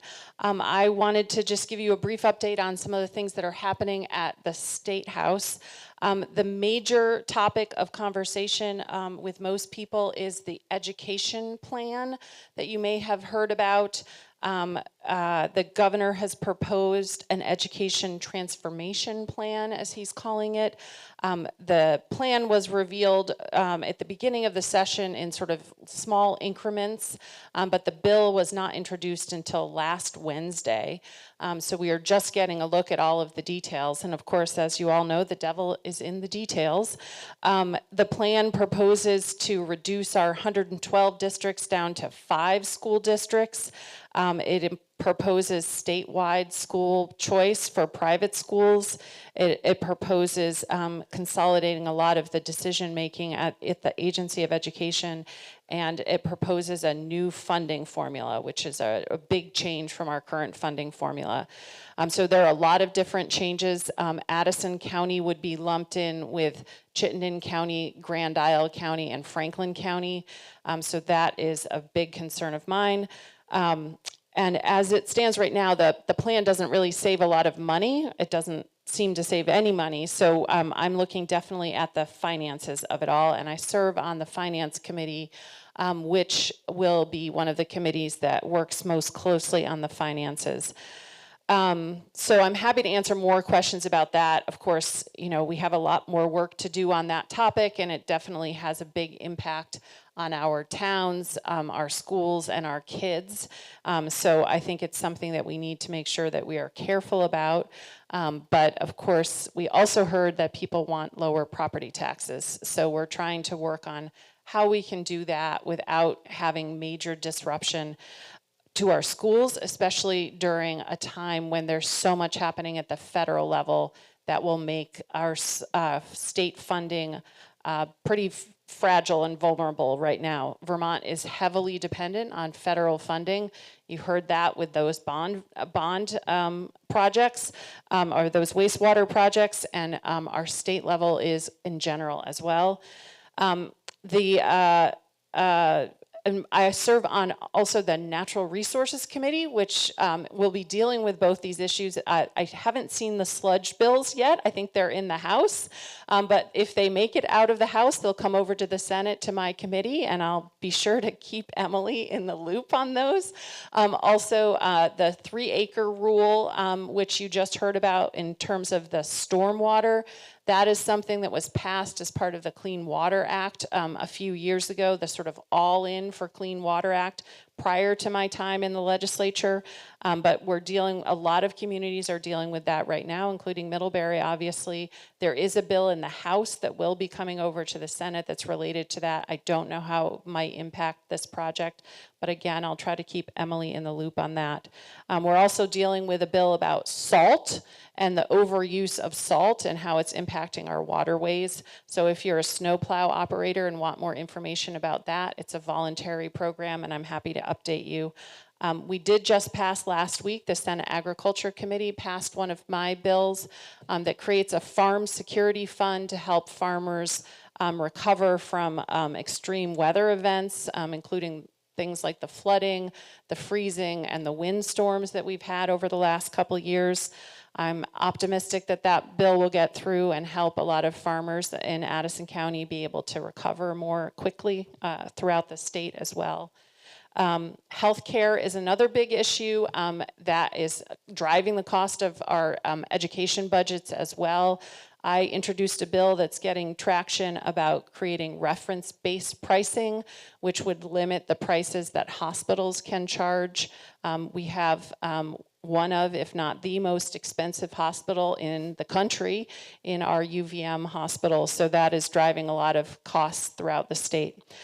So finally, we're all tracking the federal situation as much as possible because, as I said, that would have a big impact on the state budget, our town budgets, and a lot of Vermonters. We have 6,800 federal employees in Vermont, including many who've already been laid off. So we're tracking to see how that might impact Vermont. I know a lot of you are on my email list, and I always post my updates on Front Porch Forum. I'll be sending one out tonight as soon as I go home, and I'm happy to stick around and answer questions. I know that you're all eager to end this meeting, so I'll stop with that. Thank you very much, Susan, and thanks to the Select Board. Thanks, Ruth. So I'm going to open it up to Middlebury candidates who would like to say something right here.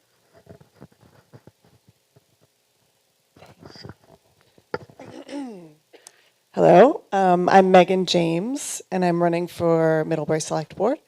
Just going to keep this short because it's late, but I I work for the Addison Independent. I've been a newspaper reporter for 15, 20 years. And you may also know me if you have children or grandchildren who you hang out with here in Addison County. I run a site called Miniberry, which is a parenting resource, what to do with your kids in this region. And I have 2 kids in Mary Hogan, and my family and I walk and bike around this town all the time, so I'm super psyched about sidewalk projects. Also excited about affordable housing, also excited about helping Middlebury keep on track with its energy goals, and I'm psyched about working with this great crew of select people. So thanks for listening to me, and vote tomorrow. Yay. We've got a hand in the back.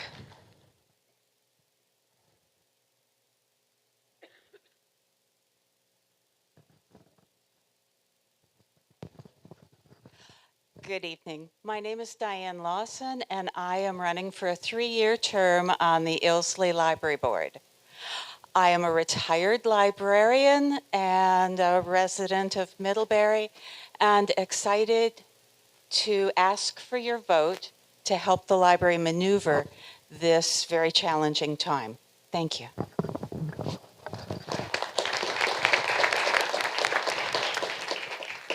Anybody else over here?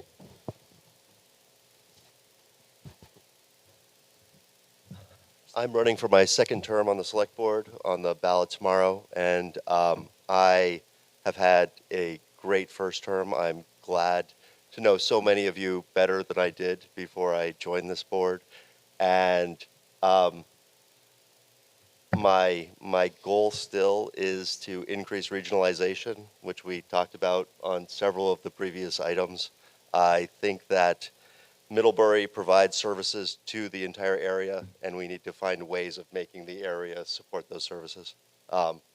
The Weybridge Library funding is one wonderful example of that, and I'm hoping that we can find more. Thanks very much.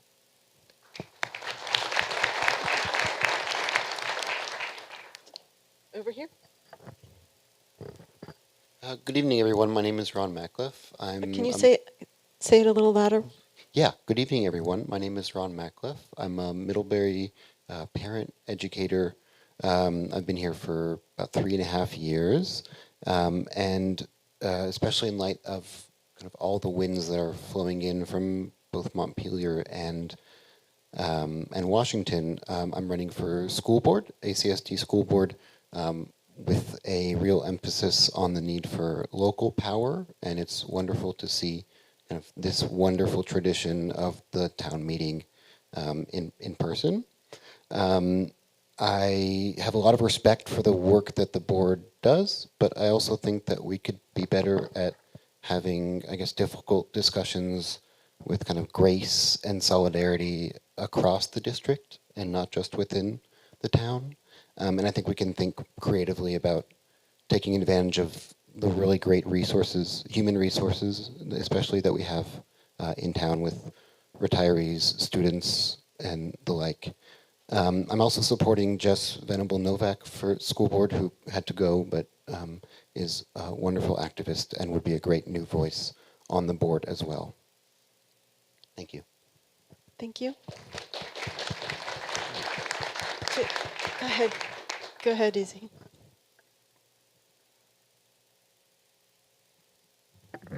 Hi again, everyone. Isabel Gogarty. I'm running for re-election for the Middlebury Select Board. I've been on the board for the last 3 years, and I've had the great honor of supporting really awesome department heads that you've seen their competent work tonight, and I look forward to continuing to support them, continuing to identify and work with them to identify grants that bring down the cost of a lot of the projects that we've been talking about. My goals for the next 3 years are to really work on growing our asset management plan. We've heard that word a lot tonight, and what that really focuses on is looking at our infrastructure, looking at the things that we own and putting them all on a cycle so that when it comes time to provide maintenance or fix them, that we can have a more reliable cost to present to all of you on a continuous basis. One asset that I really want to add to that is a skate park. Fingers crossed. So looking forward to continuing to fund that on a consistent basis so that the Parks and Rec Department can offer that as another third place. So a place outside of work, a place outside of home that our young people and people of all ages and all kinds of wheels can enjoy. So that is something that I hope to work towards over the next 3 years to support. But something new about me that is new in this election cycle, the last time that I ran for office, I held the role of the health educator in our middle school. And unfortunately, I had to leave that role just with my interest in growing professionally and the rigid schedule of being in schools, from 8 to 3 really didn't align with my ability to develop as a leader and be able to pursue some of the professional opportunities that I have. So while I remain a health education content expert, I have a new role at the Vermont Chamber of Commerce. And I think when we're talking about things like mental health crises, supporting people in our community who might be not having stability when it comes to housing or conversations around substance use disorder, I think I can bring the perspective both as a health education expert and a resource for small businesses in my new role at the Vermont Chamber of Commerce that supports small businesses. So I hope to bring and continue to bring that role that as an expert in those two content areas to the select board. And I really like working with this team. So I'd love for re-election for the Middlebury Select Board. Polls are open 7 a.m. to 7 p.m. tomorrow at the Middlebury Rec. I encourage you to bring a first-time voter, bring a young person with you, and of course be kind and thank a poll worker tomorrow. So thank you all for coming out tonight, and I turn it over to Susan. Thank you. Are there any other Middlebury candidates? Yes?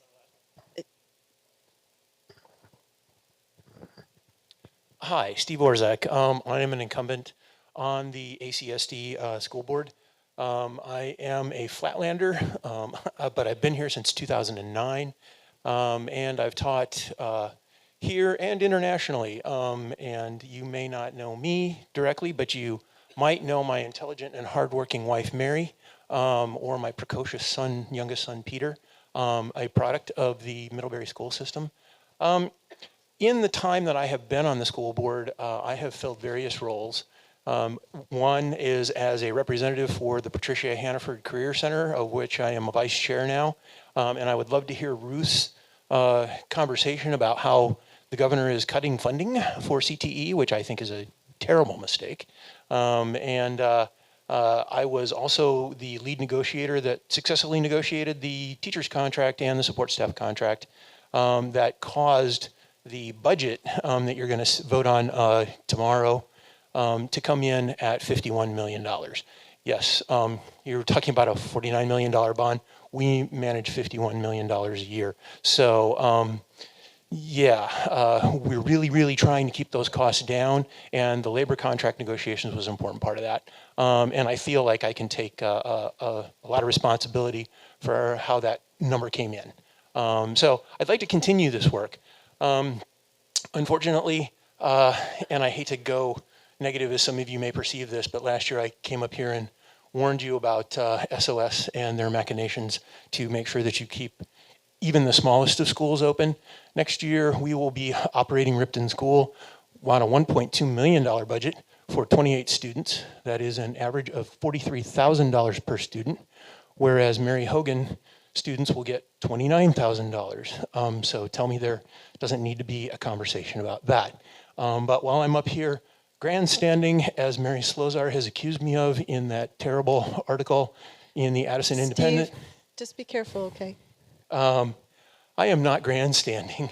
I am trying to advocate for the less fortunate members of our community and seeing that the money goes to them and not to the three wealthiest communities in our school district. So please send me back into the board. Vance Bishop would be a great addition, and I think Jess Venable would be as well. So if you want to talk to me about any of this, I'll be happy to stick around and talk to you. Thanks, Steve. Are there any non-Middlebury candidates that are here that wanted to say anything? Sometimes we get some from the other communities for our district. Okay, any other candidates here in Middlebury? All right, do we have anything, did you guys want to talk about that, or are you just sort of advertising it? Just advertising it, okay. Is there any other business to bring before the meeting? If not, I will entertain a motion to adjourn. I move to adjourn. That's Dave Silberman. Is there a second? Second. Ellen Cronin seconded. All in favor, please say aye. Aye. Any opposed? We're out of here. Thank you, everyone.